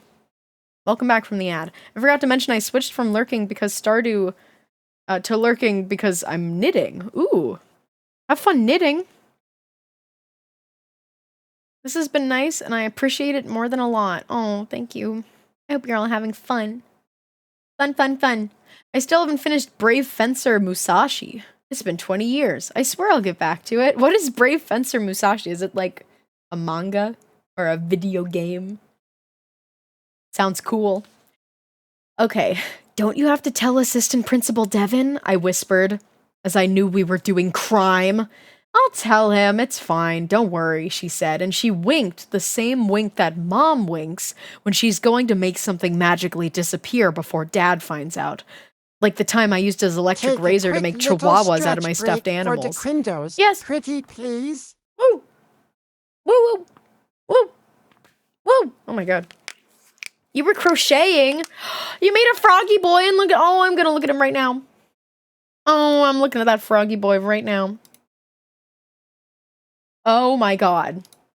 I am showing everybody. Can I show everybody your froggy boy? This is what Aspen made. This is amazing.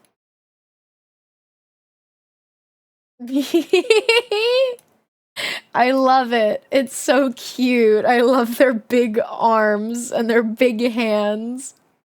I have that pattern saved. I need to make it. That's awesome. I love it. It looks so fuzzy and soft too. Oh, how cute.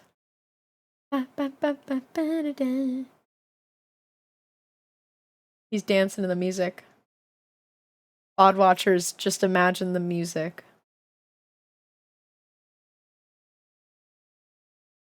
Oh, he's going crazy.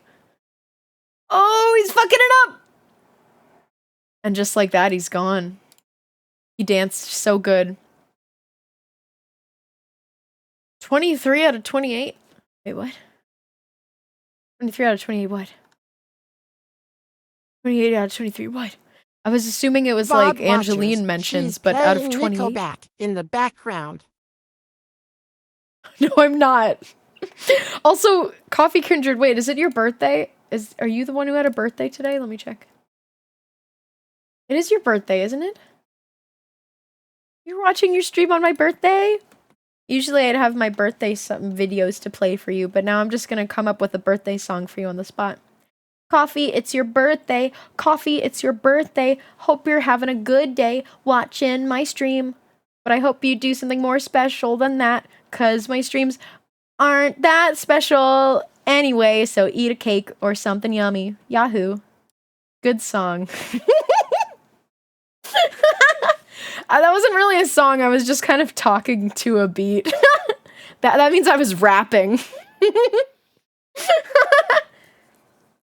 Okay. Wait, we're on the next page. That's exactly what they look like when you shave them, like chihuahuas. Chihuahuas. Oh geez, what's happening to Isabella down there?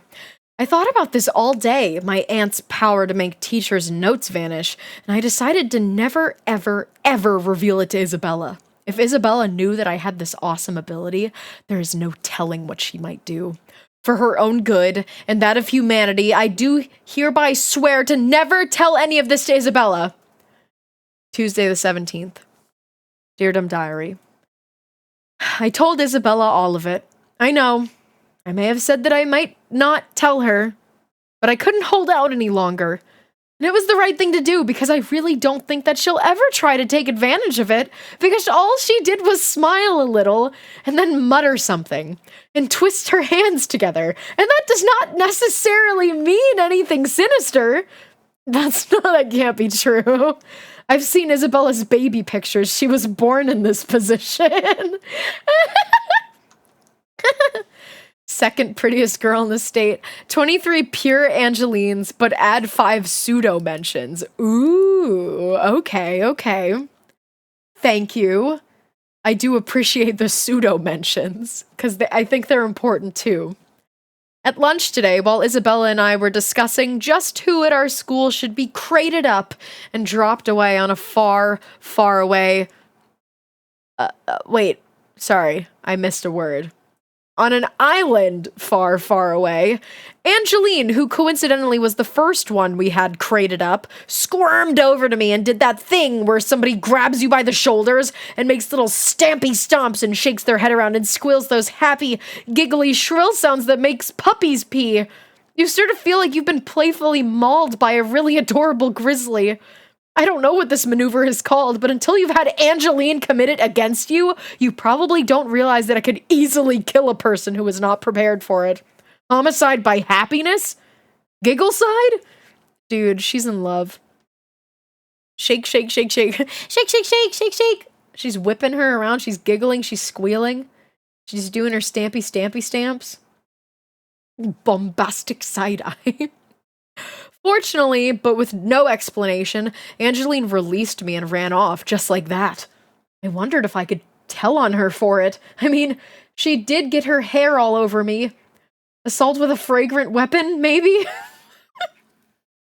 Utter shock, but notice, still a little bit pretty. As I tried to formulate the appropriate accusation across the cafeteria, I saw something much stranger.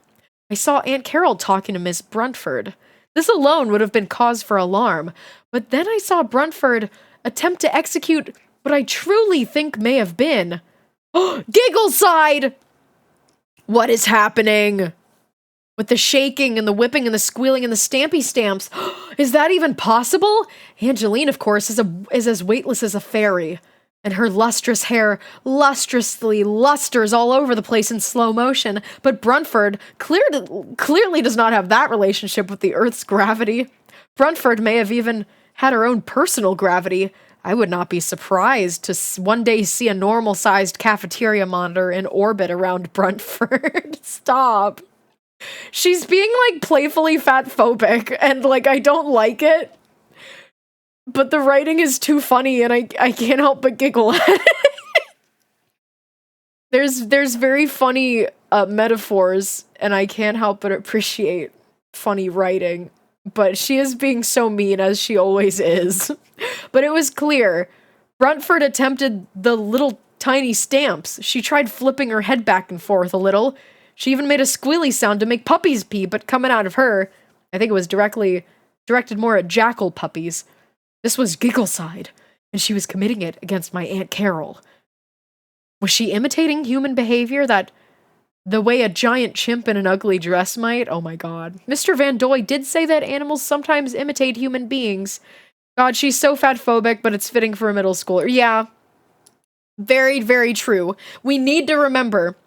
We must remember that Jamie Kelly, the protagonist of this book, is a middle schooler, literally the worst kind of person in the world. And she's making me laugh and she's entertaining me. But yeah, she's horrible. Middle schoolers do all of the worst things possible. When I turned to look at Isabella, I could tell that she had seen the whole thing, and a smile crept across her face, like the thin, wet track of a creeping snail. Oh man, I think I grossed myself out again. Other ways I have grossed myself out. I have been so enraptured by you regaling us with this existential tale that I forgot to ask just what in the world are you reading? What are you reading? What am I reading? We're reading Dear Dumb Diary. This book specifically probably came out in like 2008, 2007, something like that. This is the 5th book in the series. It's called Are Adults Human Too? I gotta double check. What is this called? 1 second. Can Adults Become Human? Dear Dumb Diary, Can Adults Become Human? This is the 5th book in the series. It is about Jamie Kelly, local middle school girl, and we're reading her diary about her life and her horrible choices. Yes. I thought that was the title you gave the stream. No. Dear Dumb Diary is the name of the book. Local awful middle school girl, Jamie Kelly, and her journey into realizing that she is a lesbian who is in love with her enemy, Angeline, who is the prettiest girl in school. Yes. Yes. Okay, here's the other ways Jamie has grossed herself out. Looked up nose with mirror and flashlight. Grossed out for 3 hours. Convinced myself that spaghetti looked like veins. Grossed out on spaghetti for 4 months. I might eat spaghetti tonight. That's not enough to gross me out on spaghetti. I love spaghetti. Forgot to look away when parents kissed. Still grossed out, but also makes me laugh a Sounds little like bit. the plot of Angela Anaconda. Angela Anaconda. Is that show with the girl and she has like a realistic face? It's like a puppet, like a 2D puppet. Because that show, I've never seen it, but it sure does look scary. It's Wednesday, the 18th. Dear Dumb Diary, Miss Anderson was late for art class today. She was even prettier than her normal prettiness, which is as pretty as a waitress. Today she might have been as pretty as an ice skater. Or maybe even a circus lady. She looked over our collages today, but she hardly noticed any of the details. In fact, all Miss Anderson really wanted to do was get us onto our next assignment, which was her weirdest one in quite some time, to make a Valentine's card. But don't put anybody's name on it. It's not even close to Valentine's Day. Then she gave me a wink and said, I'm counting on you, Jamie, which made sense because I can make a Valentine that would make an ant fall in love with an aardvark. Why not an anteater? I guess aardvarks also eat ants. Here's what the Valentine says. You are so lovely that I will not snork you up my nose. Snork. Probably just a stylized, rigged flash animation made to look like a paper cutout. Yeah, well, if you think about it, like rigged flash animation, those are puppets. They're kind of like puppets that you animate frame by frame. Yeah. Yes, so true. So true. But then she also winked at Angeline, who had just turned in her barf pile of a collage. As if Angeline understood even the basics of Valentinology. Seriously. Angeline can do a lot of things, but her glittering skills are strictly amateur. Don't even get me started on her cotton balling technique. I think that maybe Angeline is trying to steal my favorite teacher from me. Can you do that? Leave it to Angeline to come up with a brand new kind of crime. Other crimes she commits. Assault with intent to do bodily charm. Reckless eyelashery, being super gorgeous and smart simultaneously. Oh my god, she's in love with her. I thought we all had agreed to only do these one at a time. You can't be smart and pretty.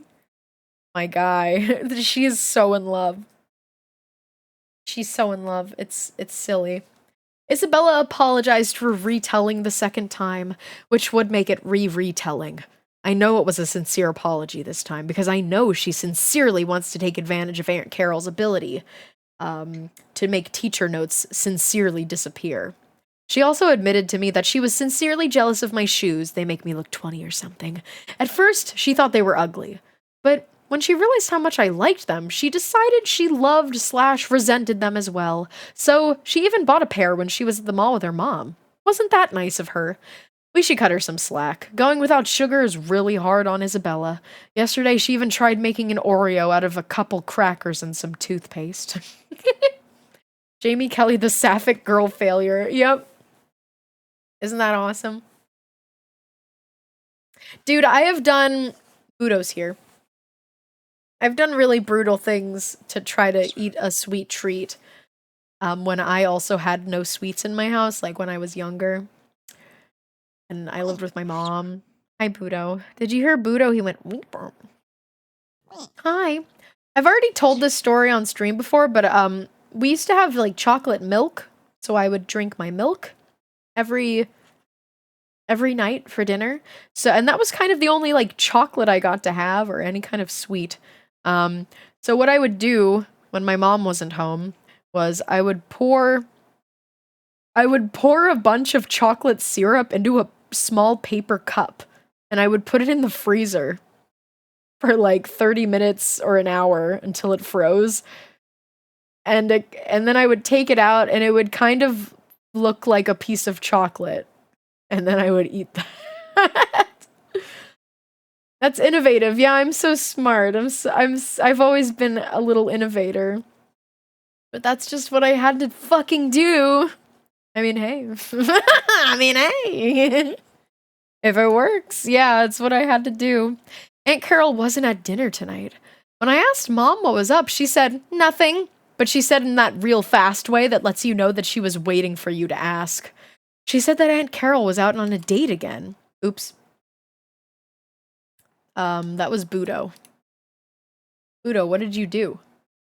Well, I fixed it. Are you okay, Budo? He's tripping over my mouse and he's making things happen. Come here. Come here, my son. Yeah. I thought we were gonna say you licked the syrup out of the cup like a hummingbird. I usually, I would freeze it, and then I would either, take the whole thing out and eat it like a piece of chocolate, or I would get a spoon and I would kind of, scrape little, shave little layers off of it with the spoon and eat that. Yeah. I used to waterfall it and my mom would get mad at me. See, I never just squeezed it out of the bottle into my mouth because I didn't think I would like it. Yeah. No, I feel you. Okay. Where were we? She was out on a date again, but she wouldn't tell me with whom. Watching Mom make her appetizers all day has been making Stinker extra hungry, so it was easy to get him to eat baked beans again in hopes that he would gas me out of my room so I could sleep on the couch and listen in when Aunt Carol got home. But Stinker is stubbornly refusing to perform an odor, even when I gently sit down on him with all my weight, so I think I'm gonna have to sleep in my room and not find out who the date was with. We know who it was with, girlie! It's gotta be with the assistant principal, Devin. BRB, okay, have a good BRB, Tabaxi. Thursday the 19th. Dear Dumb Diary. Isabella and I were eating lunch today. Meatloaf. Meatloaf is what they always do to us on Thursday. I like that phrasing. They've tried to dress it up in the past, but it always comes down to this. Chopped up cow, made more appetizing by shaping it like a brick. Some of the meatloaf makeovers they've tried on us. Meatloaf cones. Carved into lobster shapes. Lolly loaves. Yeah, Stinker's gonna explode soon. He's gonna have a bean attack. A bean-based attack. Ooh, we got 2 good drawings. Isabella and I were complaining about it to each other when Isabella got an idea. She stood up with her tray and told me to follow her, and we walked right up to the trash where Bruntford was standing. Isabella looked Bruntford right in the eye and slid the uneaten meatloaf into the garbage. Then she grabbed my tray, did the same thing, and waited. Dumping uneaten meatloaf in the garbage in front of Bruntford is a level of taunting that even rodeo clowns wouldn't dare. Isabella's mean older brother would have forced her to learn to stand her ground even when she's afraid. So Isabella and Bruntford held each other's stare for what seemed like a full minute until Bruntford eventually looked away, and Isabella smiled. The best rodeo clown that ever lived. Your Aunt Carol has some sort of calming effect on Bruntford, Isabella said. It's like when they put a little goat into a stall with a jumpy horse. Isabella has also said that because of this, we can do anything we want now. And she proved her point by drinking as much water from the water fountain as she could hold. What? Why? I told her that I didn't think there were any limits on the water anyway, and she said, not anymore, Jamie. Not for us. That's so stupid. Eventually, Isabella was less thrilled about unlimited water. Friday the 20th. Dear Dumb Diary. Before class today, we asked Mr. Van Doy, the teacher who never smiles, about Isabella's idea that a goat could have a calming effect on a horse. He said yes, which surprised me, because often teachers don't know as much as Isabella, and many have not heard of the things that Isabella knows to be true. Van Doy, who never smiles, but impressively, may know as much as Isabella. I think it's so funny that Jamie is just yeah, my middle schooler friend knows more than most teachers. She is smart, but she's also stupid in the same breath. I was thinking about this and the evidence that adults are animals when the unpleasantness occurred. Now, before I tell you about the unpleasantness, Dumb Diary, you should know that I was not trying to get in trouble. It just sort of happened. Here is a transcript of the exchange. Isabella. So, what sort of animals are we learning about today, Mr. Van Doy? Van Doy, I'm not quite sure. I've been very busy at home and I got a little behind. Me. It doesn't look so little to me. That's a good one. It happened so fast that I hardly knew I had said it. Isabella's huge whooping laugh and calls of, "Oh no you didn't," did not help things, and Mr. Van Doy sent me with a note to the office. Well, come on, it doesn't. It doesn't look so little. In fact, he's got quite a booty on him. Even though he never smiles. Not a problem, right? Aunt Carol will know what to do, right? Except when I got there, Aunt Carol was nowhere to be seen. Only the office ladies were there, and even though they all actually smiled at me with real smiles, not the ones they used to give me that looked like small rips in upholstery, they were not going to make the note go away. I was surprised to see Miss Anderson walk out of Assistant Principal Devon's office. She was looking as pretty as ever, maybe even prettier, but not at all happy. "He's all yours," she said, and jabbed her thumb towards his office in a way that made me think she wished she was jabbing it towards his eye. Oh no. I think that they're in love. I think she's in love. I think there's a love triangle going on between, okay. So imagine with me. Here's the triangle. I'm giving you this, or this, I'm giving you this. I feel insane. If you watch SpongeBob, you know. If you don't, then you probably think I'm insane. Okay, so the love triangle between Miss Anderson, Aunt Carol, and Assistant Principal Devon. They're all in love. Well, maybe they're not all in love. It's the war. It's the romance war. Look at them hams. We're talking about this or this. We're talking about this. Yeah, you got me. I gave Assistant Principal Devon the note from Mr. Van Doy, and he seemed to be holding back a laugh. Adults do that a lot, which is strange because who doesn't like to laugh? He said to choose my words more carefully in the future, and it wouldn't hurt to apologize to Mr. Van Doy and not mention the size of his behind anymore. He threw the note in the trash, and as my eye followed it, I saw a Valentine in the trash. It was my Valentine. The one I had made in art. My private glitter blend is impossible to mistake. I said, "How about lunch?" It said, "How about lunch" on it in Miss Anderson's gorgeous handwriting. That's like a cute Valentine, actually. How about lunch? Miss Anderson used my Valentine to ask Assistant Principal Devon to lunch? Can you imagine? I'm so flattered. Take that, Angeline. Miss Anderson is still my BTF. I'm guessing he said no, and that's why she seemed angry. But here's the weird part. Miss Anderson and Assistant Principal Devon have worked together for years. Why would she give him a Valentine now all of a sudden? Why would he say no? Why didn't my glitterification skills in Private Blend do the trick? It's a mystery, all right. Oh, shit. P.S. Gave Stinker beans again. I just know he's holding back on me. How selfish can you get? Dude, she's constantly doing horrible things to her dog. Feeding him like an entire can of beans every night just so he can shit himself. And he's not doing it. Yeah, get in the Discord server, Tabaxi. Try again. You didn't spell it right. Also, we have our drawing. Mystified glitter artist. Glorious trashed Valentine. There is a Discord command. You typed Discrod. You typed Discrod. You did Discrod. Alright, it's Saturday the 21st. Do you remember? The 21st night. It was also a Saturday. I can spell. You can. Sometimes we just typo. Dear Dumb Diary.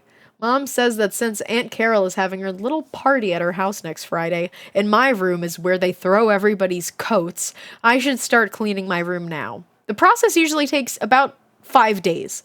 I don't like cleaning my room, but it is interesting to excavate. It's interesting to excavate down and find evidence of earlier Jamie civilizations buried deep beneath the visible mantle of junk.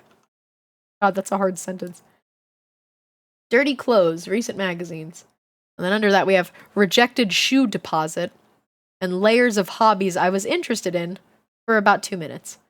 Under that we have things I thought I lost in kindergarten.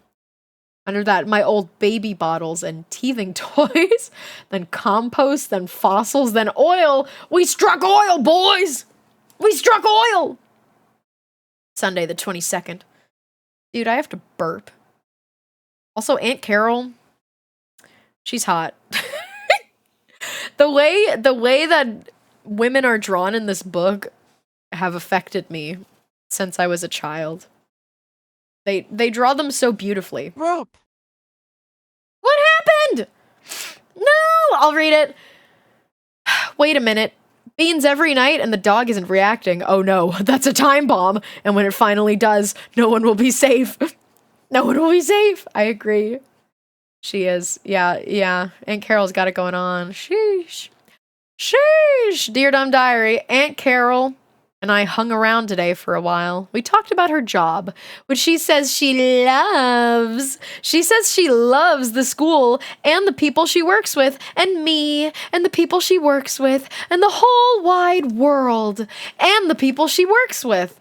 Adults are disturbing when they love something. Yeah, I love Jim Benton's art style. Like, I remember staring at the way that he drew, like, hair. It's so cartoony and cute, but like I'm looking at the leg. I'm looking at the leg curve. I'm looking at the butt curve. I'm looking at the waist. It affected me. I need to say that I've like, even since I was a kid, I would always just draw like cool girls and women. That would always be kind of like the only thing I drew. So what does that say about me? I don't know. I don't know what it says about me. I guess it means I like women. I do. Is that Aunt Carol? She's hot. Yeah, that's Aunt Carol. She's wearing like an animal print shirt. She's got it going on. I filled her in about some of the people she works with since she's only been there a couple weeks, and adults, like animals, must know the way their little herds operate. I told her that the office ladies used to be mean, but now they're nice, and I think it's because Aunt Carol has substituted their hard butterscotch candies with chocolate. Or maybe she is also a calming goat to them, the way she is to Bruntford. I told her that Mr. Evans, who is my English teacher, has a vein in his head, that he can throb at you when he's angry, but like a bull elephant, he's more likely to just try to scare you than gore you. Then I told her that Miss Anderson gave Principal Assistant Devon a valentine I had created while she was out of the office the other day, and that way a bird might offer another bird a big fat grub with glitter on it as part of a courtship ritual. This is about to go down. This is about to go down. Aunt Carol got all flustered and angry, and I can only assume it's because she's strongly against birds. I mean, I'm no fan myself, but come on, Auntie C. Oh my god, here's how she changed. Maybe she's against Valentine's? No. Holy shit, dude. How do you feel today? Which one do you feel like today? Honestly, I'm gonna zoom in, which is why you're going to the darkness. I feel like this middle one a little bit. Or this one on the right. I feel like one of these two. Today. Top row, middle column.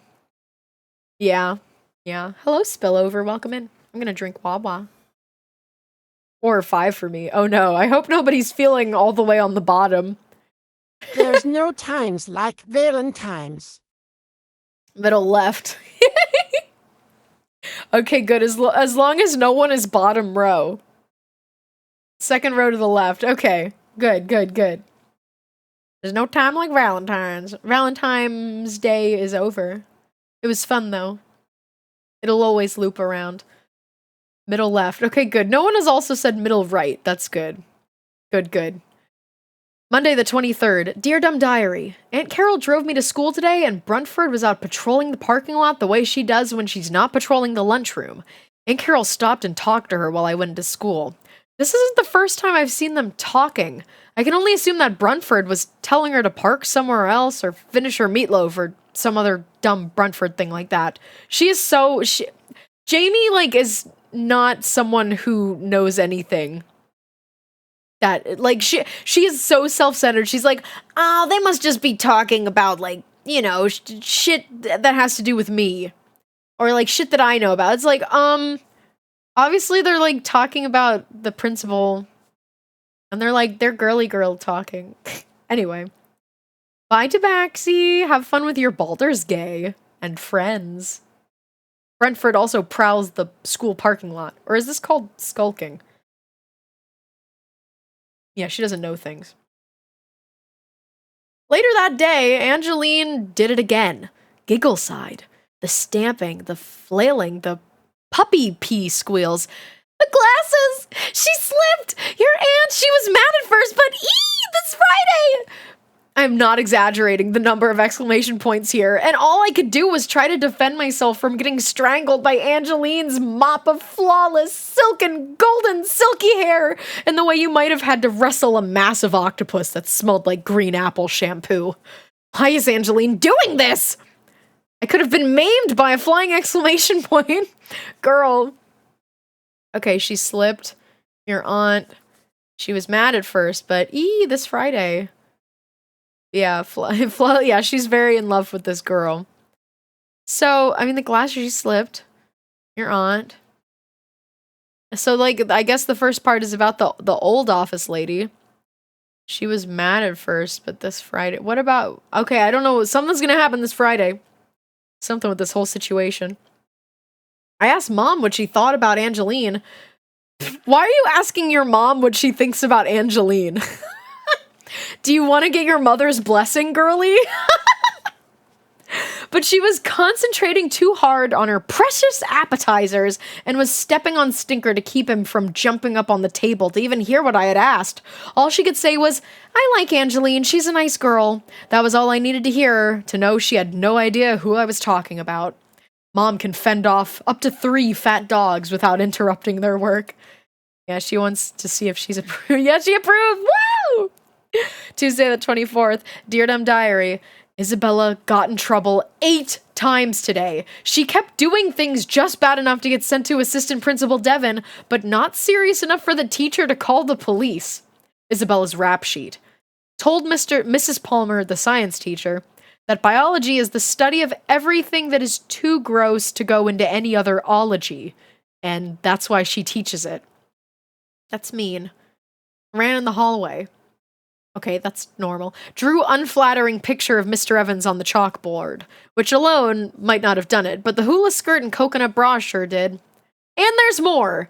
Ran in the hallway again! Hey, have a sip of water for the Quindos, would you? Okay. I love water. Is someone else mentioning Angeline count as pseudo? Yeah, I think it has to be Jamie. But this, like, I think saying I like Angeline, she's a nice girl, I feel like you should count this, personally. That's just up to me, though. Like, it is a mention.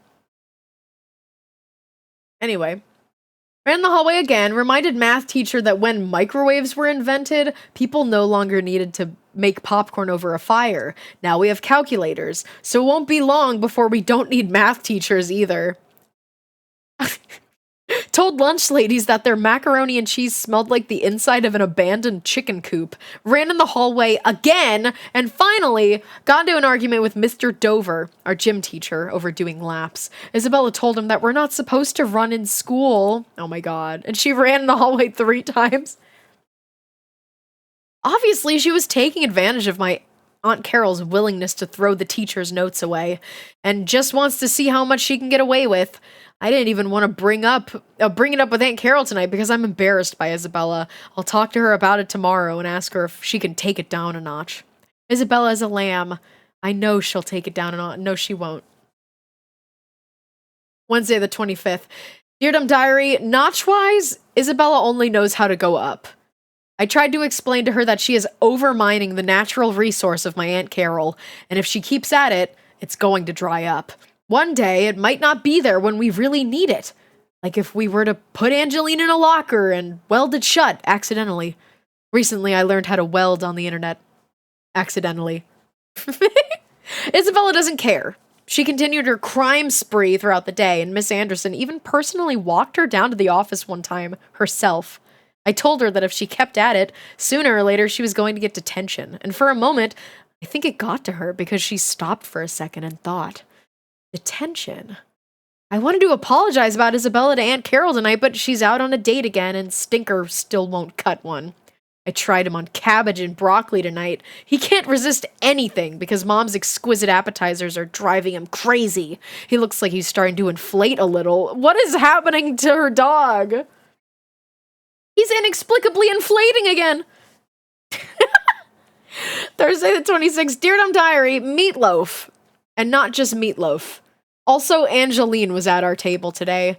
I had no idea why she decided to sit with Isabella and me, but Angeline can sit anywhere she wants. She is immune, it seems, to the rules of lunchroom tables. There's a cool kid table, a jerk table, a computer kid table. You get the picture. Angeline sat down all friendly and playful, and she goes, "Quite the little office romance, huh?" I didn't know what she was talking about, so I said, "Yes." "Our assistant principal seems to be falling in love," she whispered. Angeline and meatloaf. Ugh. Pray for my boy Stinker. Isabella said, "No, duh. Miss Anderson is really coming on strong." Angeline might have gagged a little, but school meatloaf has that effect on most people. "Miss Anderson," she said. "Yeah," Isabella said. "I've been up there 16 times in 2 days, and Miss Anderson is always up there hanging around, making excuses to go into Mr. Devon's office. She gave him Jamie's Valentine. In fact, she acts just like Jamie when she tried to talk to Hudson Rivers. You might recall Dumb Diary is the 8th cutest guy in my grade, and shut up, Isabella." Then Angeline changed.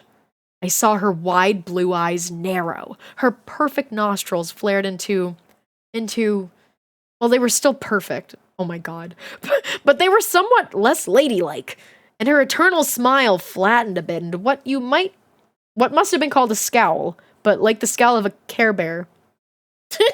I was so happy. Can you believe how jealous she was that it was my Valentine that Miss Anderson had selected?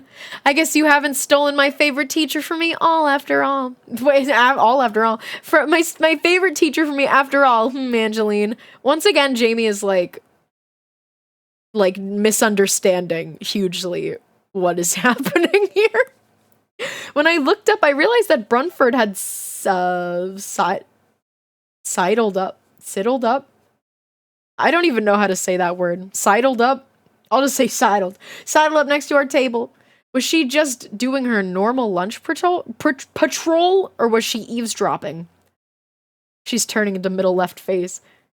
Sidled. Sidled up next to our table. I think it should be saddled. Be saddled up. I think that's what I thought. Anytime I've heard that word before, I just assumed it was people saying they were saddled up. Okay. Was she doing her normal lunch patrol, or was she eavesdropping? I wondered. Although I didn't have to wonder long, because I saw her glare across the cafeteria at Miss Anderson, who happened to be breezing through in an especially pretty manner. Strangely, Isabella was looking at Miss Anderson with the exact same expression. I had no idea that two faces as different as theirs could even make the same expression. The bell rang and we all broke up, and I waited around for Isabella at her locker, but she never showed. Somebody told me that she got detention. This sugar withdrawal is really going badly for her. Aunt Carol was gone again at dinner, and I asked my mom if she was ever going to eat with us again. And she smiled and said that she thought Aunt Carol would be getting her own place to live very soon, and she wouldn't be surprised if after the party tomorrow we saw even less of her. It's more important than ever that I find out what's going on, and only Stinker can help me. Oh my god. I fed him a can of beans. Oh my god! And some frozen waffles after dinner, and I'd explained to him how important it is that he grosses up my room before bedtime. Looking at the clock on the wall. He only has a couple minutes to go, and it looks like this bloaty little beagle is going to disobey me again. Admit it, Stinker. You're full of gas. He's so round. He's a ball at all angles. He's so round. My god. It's the 27th. Friday. Dear Dumb Diary. Isabella did get detention yesterday. I told her there was a limit to what Aunt Carol could do with teachers' notes. And speaking of teachers, my Aunt Carol's little get-together tonight caused actual teachers to be here in my actual house. I'm not kidding. Real teachers. It hadn't occurred to me that since Aunt Carol had started working at the school, it would be teachers and office ladies that would get herded through my private house. Like an orangutan, you just don't expect to see a live teacher in your house. I kid you not. Mr. Dover, the gym teacher, his real name is Ben Dover, if you can handle it, was here. Can you dig it? And not wearing a whistle or carrying a clipboard or telling anybody to hustle. Miss Palmer, the science teacher, was here, wearing a dress that was actually kind of flattering. I thought that was going to gross me out to write, but it didn't. Mr. Evans was here, but his head vein wasn't. In many ways, he resembled a human being that didn't even have a big old ugly head vein. The office ladies were here, and they were not being mean at all, even though my mom was not handing out those little chocolate bars. I'm beginning to wonder if that one mean office lady that we disabled, oh my god, that we disabled was the one making them so grumpy. Maybe she was like an uncalming goat. Like a goat that was always making its little collages all over their barnyard. There must have been 15 teachers in my house, including Mr. Van Toy, who still wasn't smiling, but at least he wasn't handing out social studies homework either. Oh no, girl. Then Assistant Principal Devon came in, and Aunt Carol, who I thought was not looking where she was going, slammed into him the way I crashed into Bruntford. Exactly, except for the huge kiss! Ah! Oh my god, baby. Oh my god, baby. They're kissing. I knew it. We all knew it. We all knew it. I can still hardly believe it. It was one of those awesomely horrible types of kisses that is super gross and super excellent at the same time. Like two people trying to chew one piece of gum at the same time. My aunt and Assistant Principal Devon kissed! It's nice-gusting. Nice-gusting. We've always needed a word for things that are all nice and disgusting at the same time. And this is right about when Isabella came in with Bruntford. Can you believe it? Who, in this big friendly voice, said, "Did we miss anything?" I looked at Isabella's hands and they were filthy. So were Bruntford's. I assumed that they had been wrestling. Why? Why do you assume that they've been wrestling? But Isabella took me to the bathroom and filled me in. Isabella did get detention yesterday. Isabella said it only took a few minutes in the office before she could tell that Angeline had not been talking about Miss Anderson. She had been talking about my Aunt Carol. Isabella said that it was totally obvious that Aunt Carol and Assistant Principal Devon really liked each other, which explains the big smooch, and that she overheard Aunt Carol talking about how special this party was going to be for her, and how she wished Miss Anderson wasn't going to be there. Isabella said that all this lovey-dovey stuff was a very good thing because it was working out so well for her personally. Excellent spy work, yes. Yeah, who's this fucking lady on the right? Jesus, it's Miss Anderson? Oh my god, baby. That drawing on the right turned me into Johnny Bravo. Whoa, mama. I didn't understand. I mean, I got that Aunt Carol didn't want Miss Anderson at the party, flirting with her assistant principal. But why was Miss Anderson even interested? She could have dated Assistant Principal Devon any time in the last 5 years. Why all of a sudden was she so interested now? Miss Anderson is an expert at standing in pretty ways. Look at her. Wait, don't look at me. Look at her. Look at her. Damn. Sheesh. Yeah, everybody loving her waist. We weren't even on that page. How she draws men, gremlins. How she draws women, the most beautiful beings in existence. And the fact that she is just, like, unable to pick up romantic cues between, like, a man and a woman. She's, like, such a lesbian. She's such a lesbian. She doesn't get it. She draws women beautifully. She doesn't understand. It's amazing. I thought for the longest time she was putting out a cigarette. That's pretty cool. But no, she's writing on a chalkboard. I'm doing a Budo check really quick. Hi, Budo. He's like standing by my feet, but I have a blanket on, so I'm safe for now. Isabella pointed out our identical shoes, the ones that make me look 20 or something. Then I remembered why Isabella bought them.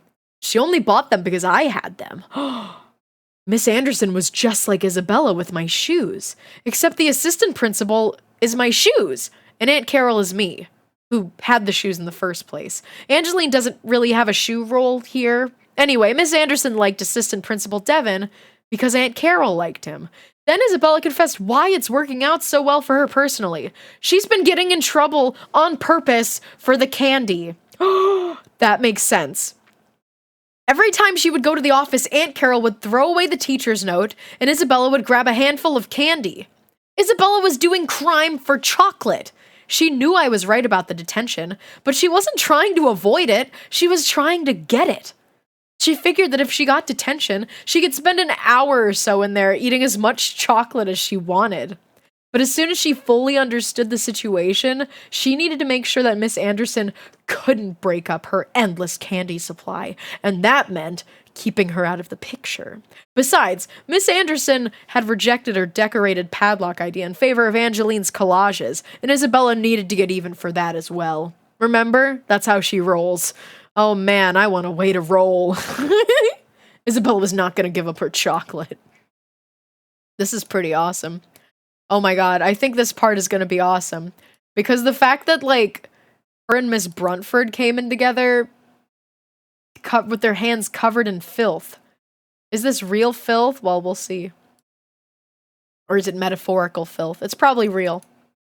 So this is why today, right after school, Isabella ran out to the parking lot, got down on her hands and knees, and crawled up to Miss Anderson's car. Her plan was to let the air out of one of the tires so she couldn't make it to the party. But here's the thing. Bruntford was already there, letting the air out herself. Diabolical Miss Bruntford. Why, right? I mean, why? You know why. You want to know why? Isabella asked her why. And you know what she said? Because Aunt Carol is her friend. For whatever weird reason that friends like each other. The two of them just hit it off. It was like at first sight. Bruntford did it for her friend. And in that moment, she and Isabella were just normal humans. They were two people who were enjoying a beautiful crime together. Bruntford even gave Isabella a ride over to my house. That's awesome, dude. That's awesome. Why I do love that this, like, employee of a school is doing crimes and conspiring with a student to do crimes. Adults can have friends. Fucking deranged. We came out of the bathroom just as Angeline was walking in. Into my house. And her hands were probably for the first time ever, dirty. And what was Angeline doing here? And why were her hands dirty? Fortunately, I had the assistant principal there to get to the bottom of things. Where were you, Angeline? Why are your hands so dirty? I stopped to help Miss Anderson fix a flat on her car. She said, "Oh, that figures. Leave it to Angeline to help the enemy." So, where is Miss Anderson? Aunt Carol asked in a tone that suggested she hoped an escaped tiger was involved. Oh my god. I guess I wasn't much help, Angeline said. I lost the nuts and we couldn't attach the spare tire to the car. Miss Anderson apologized. She said she would probably miss the party. Go wash your hands, Angeline, Mr. Devon said. I have a little announcement. Oh. Notice? What? What? Look at what this says. Notice how the dirt looks a little cute on her. Oh my god! Stop. This is the most gay page so far, I think. You are gay! Gay, homosexual, gay! She wants that an engineer girlfriend. They're very gay. It's not subtext, it's true. Isabella watched Angeline walk through my actual house, which was now full of actual teachers. When she got back, we found out what the little announcement was. Assistant Principal Devon slid his hand around Aunt Carol's waist and said, I'd like to introduce you all to the future Mrs. Devon. Carol and I are engaged. Angeline went over and hugged Assistant Principal Devon and said, Congratulations, Uncle Dan. Uncle Dan? Angelina's his niece? It all made sense. Angeline knew about this. She knew that I'm Aunt Carol's niece. Does that mean we're related? No! No! It's not blood related. It's fine. It's not blood related. It's fine. Their love story was happening first. It's fine. It's just uncles and aunts. Do we think that that's separated enough? I don't know how it works. I think it's fine, even though it's a little weird. This is just like little, I don't know, man. Look. Wait. No. They're not blood related, right? They're not blood related, and they weren't raised together.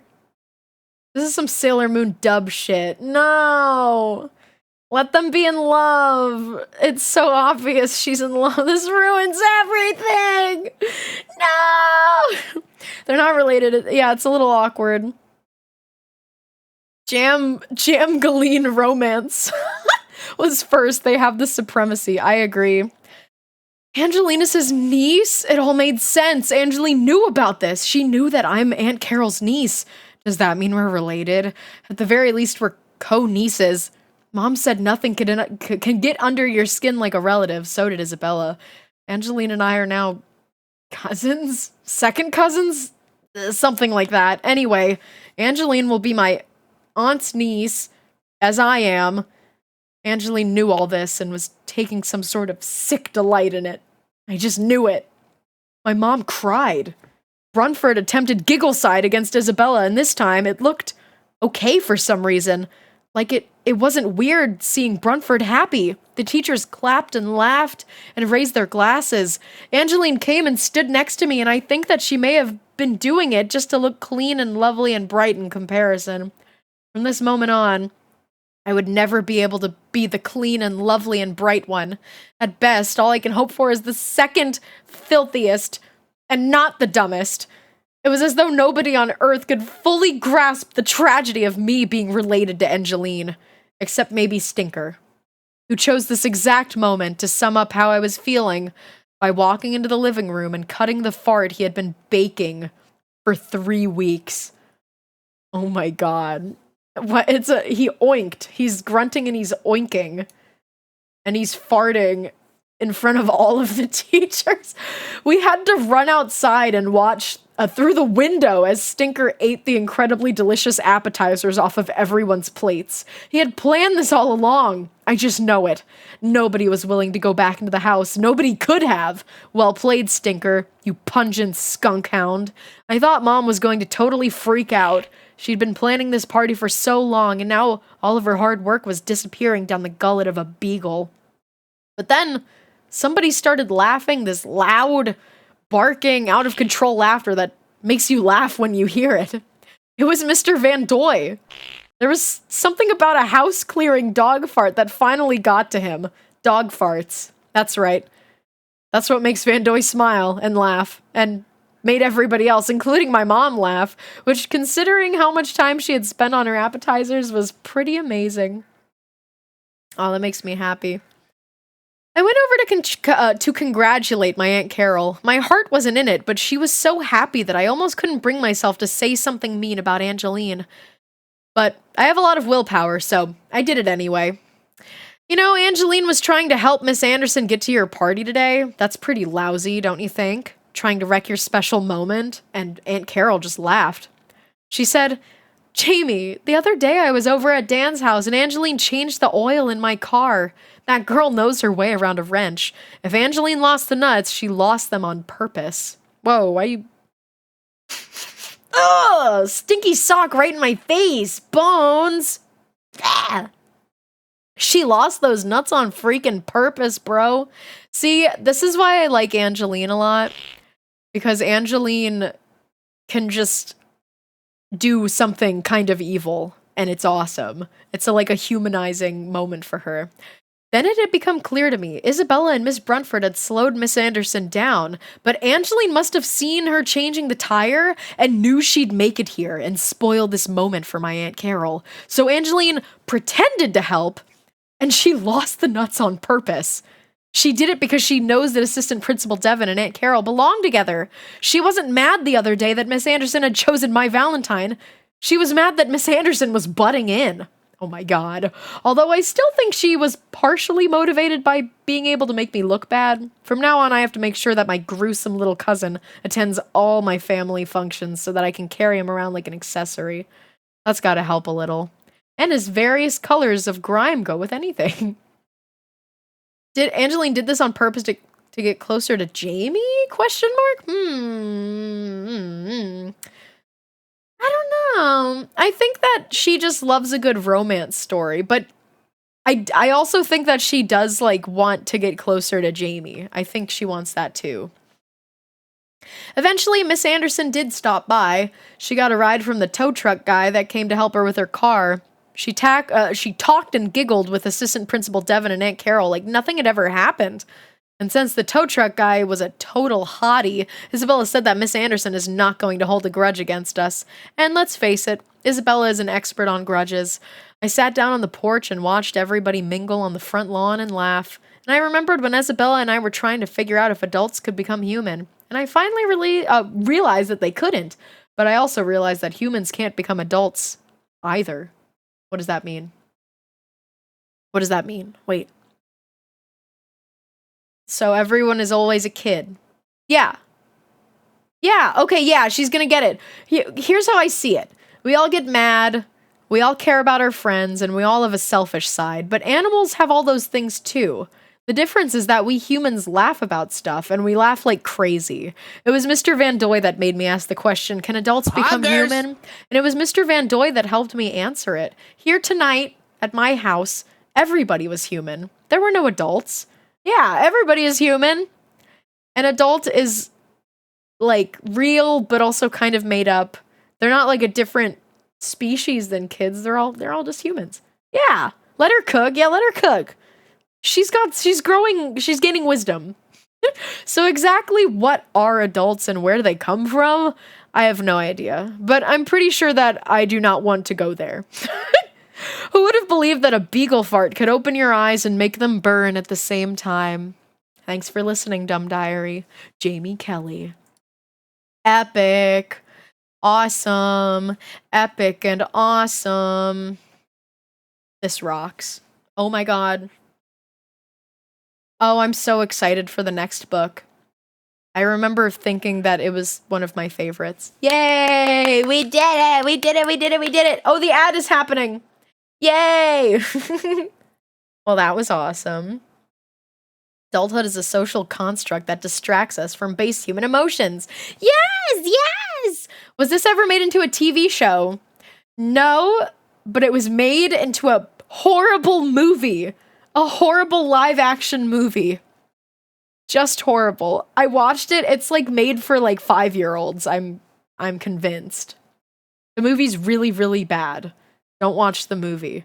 It makes me sad that such like a funny, silly book was made into a shitty, shitty movie. Hey, have a sip. Oh my god, that's of the water for movie. _____. That's the Would movie. you? It's a musical too. Yes, I will drink water. What, Lamango? Hi, Bugsy. Hello, hello, hello. A live action movie when it should have been an animated. Yeah, it should have been an animated movie. It's just like this really, really unfunny movie musical. Do not watch it. It's not good. Thank you for the pets. Let me drink my water. Lamango, what is wrong with you? What is this loser list? Fuck! Are you okay? That's the end of the book, baby. That's the end of the book. Let's watch it one day? No. It's like not funny enough to watch. It's really boring. Yay, we did it! Yay, yay, yay, yay, yay, yay! Oh, I want to go back to, I want to go back to where it shows all of the books. I want to zoom. Zoom! Okay, so here are the first 3 books. We read those already. We have read up to 5. I'm really, really excited for book 6 because I don't know, I'm looking at it and I remember thinking, I feel like I remember liking the 6th one the most. Like, these down here are good. 6 and 7. I remember I reread them a lot. I don't really remember most of these on the bottom. I'm excited though. Okay. Yes. So we will do number 6 soon. If I have to buy the rest of them, I don't really care. It's mostly that, like, I just need access to them. I'm totally fine with spending $5, and, like, giving $5 to him. I like Jim Benton. I like his work. If I can get them, if I can, like, not rent them, like, check them out on the Internet Archive. How big is Big Barda? You're saying things that I don't know. Where's Big Barda? Where am I looking? My answer, big. Oh, So Big Bird. looking over the He's list big. between Havoc and Pretentiosaurus' best effort, they were able to tally up 65 Angeline mentions, Wow. 70 for if you include the pseudo mentions. Wow. That's a lot. Thank you, everyone, for counting the Angeline mentions. I think that that's such a funny thing to do. I like it a lot. Yeah, you're right. That is a very Midwest emo vibe. The problem with here is that it's where I'm from. I do like these titles. We'll read the 6th book soon. I don't know when, but I want to keep reading these, like, semi often. Maybe like once a month. I wonder what Angeline is doing. That's what she's thinking about. Always. I'm really, really interested to read the year 2. We might end up just stopping after book 12. But I'm kind of curious about the year 2 thing. I didn't even know about that until we started reading these on stream. They're making more. I wonder. Maybe it gets more mature. Maybe it gets more gay. I don't know. That would be awesome. That would be the best case scenario if in year 2 it starts getting gay and, like, more outwardly gay. It's already pretty gay. I wonder if the whole Angeline is her technical cousin thing is gonna resurface or be retconned and forgotten. I don't know. Makes me sad. Like, it's weird. If they're, like, second cousins, I don't fucking know. I hate that. Like, I know I do not support the idea of cousins being romantic with each other. But it's like, they're not blood related. Hey, I don't know. Have a sip of water for DeQuindos. I don't would you? know. It's so sad. Yes, I'll drink water. Look, Jamie... Okay, here's the thing. I don't know if Jamie and Angeline are meant to be together, but Angeline, at the very least, is a very important gay awakening for Jamie. I don't know if they're endgame. Honestly, they probably shouldn't be endgame. But if it helps realize that she's gay, then Angeline did her job. I drink water. Epic. Well, we're gonna start wrapping up. Turn the lights back on. Okay, so are they related in the way of their stepsisters? That's still weird. But I want to be clear we're on the same page. They're are they like stepsisters? Kind of in the way where it's like, I need to get out of this. Close. They're not blood related, but they're Jamie's aunt and Angeline's uncle are getting married. Yeah, them being like family isn't the issue. I mean, they weren't like family before. I don't know, I guess we'll see how that develops as we do that. Like, it's not like they were raised together or anything, you know? But they are in middle school. They're still young. I don't know. It's a little weird, yeah. It's a bit weird. Well, I hope one day Jamie wakes up and realizes that she's super gay. Super gay! A little two in the family, so to speak. I just hope she realizes she's gay. Angeline, I mean, I don't know how she hasn't realized. She's very dense. She's dense. Were they always cousins? No. No. Not up to this point. They're not even cousins technically now because their aunt and uncle didn't get married yet. But they will get married. Maybe they're gonna get married in between books and then they will technically be like second cousins. Great. I hope that another love interest is introduced. That's what I want. Udo is here. You're allowed to be dense when you're 11 and 12. Yeah. You're also allowed to be a little shit. These are the times for making mistakes. And then when you grow up and you turn 18, you're not allowed to make mistakes anymore. Just kidding. I'm hollow. Hollow. You're hollow? Happy Halloween. I hope you're okay, Bugsy.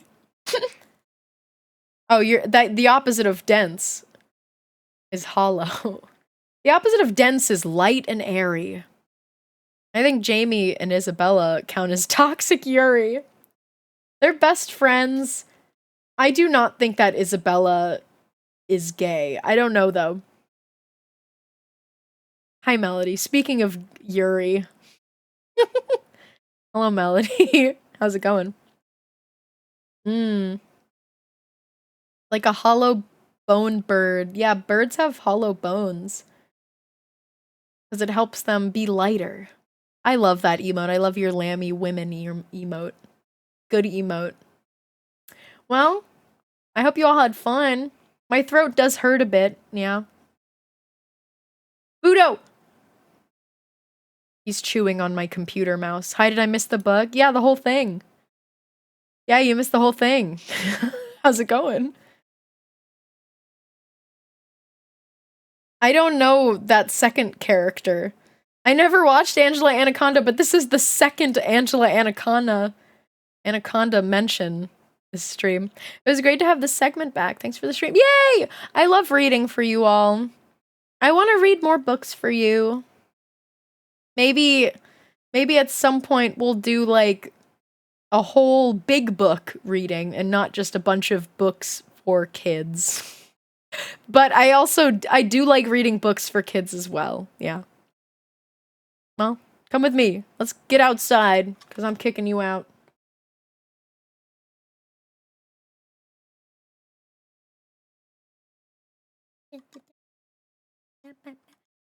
I'm not gonna read 1984. If I read a bug book, it would be a silly one, or a whimsical one, or one that they based a movie off of, like Howl's Moving Castle or something. I don't read a lot of books. No, I don't read a lot of books. Junie B. Jones, perhaps. That's for babies. Yeah, that book's for babies. I'm not that I'm against that. I was just being silly. Don't say bye to me yet. Don't say bye to me yet. We're not going anywhere yet. There any fan art? Nope. That's okay. Called The Divine Comedy. Wait, what? Dante's Inferno? I don't know what that is. Okay, hi. Hi. I'm still here. Yeah, don't leave. Don't leave. Read Dracula.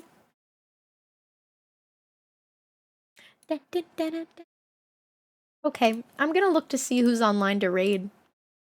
Reminder that we have a theme park stream on Thursday.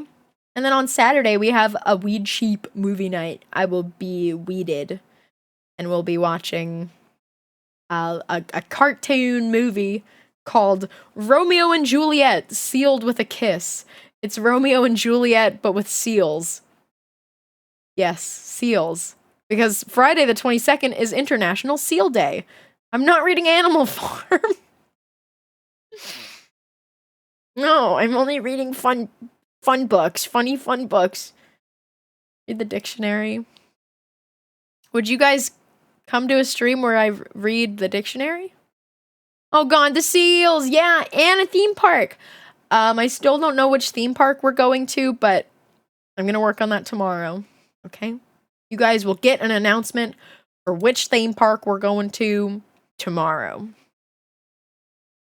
Read Atlas Shrugged. Here's the book of Atlas Shrugged. There's once a guy named Atlas, and he went, and that's the end of the book. You don't like cute farm animals? I'm a cute farm animal, kind of. Squeaky! Squeaky! Thank you for 12 months. That's a whole year. I don't know where the the alert is. My alerts have been a little late today. But thank you so much for a whole year of subscribing. Thank you, thank you, thank you, thank you, thank you. Bye. Dollywood. Take a quick little stretch break for IAMIUM _____. Dollywood, Pretty Dollywood. please? We'll certainly go to Dollywood at some point. I have to look into my options. I have like a lot of theme parks that I've already kind of started. Like I got my foot in on making, like preparing theme park streams for. So I have to go check to see which. I don't think Dollywood is one of those, but I do like Dollywood. I was supposed to go to Dollywood as a kid and I never did. Let me drink water. I'm cracking. Oh my god. Jesus Christ. I've been to Dollywood and it's worth it. Yeah, I've heard that there's a lot of good. Whoa. Thank you. Oh, thank you. I will drink. Thank you, Iggy. I don't know why my sock puppet is breaking. The end. Is that your spine? I was cracking my knuckles. I was cracking my neck. My neck and my knuckles crack really loud. My spine cracks, but not that loud. What? Let's see who is online. Crime and Punishment. I want good, fun books. Not the books they make you read in school. Like, books that are actually good. Not that the books they make you read in school are bad or anything. But, you know what I mean. Can I suggest? Yeah, if you guys want to suggest books for me to read or anything for me to do, go put it in my stream suggestion channel, in my Discord. That's how you know if they're real or not. Put them in my Discord if you actually want to suggest something. Okay. I meant to raid, but okay. Oh. I'm looking. Well, maybe. There goes the alert. I was thinking about raiding Noka. Because Noka is streaming, and I love Noka. That was what I was looking at. I have like 15 to 20 people I'm following that are live right now.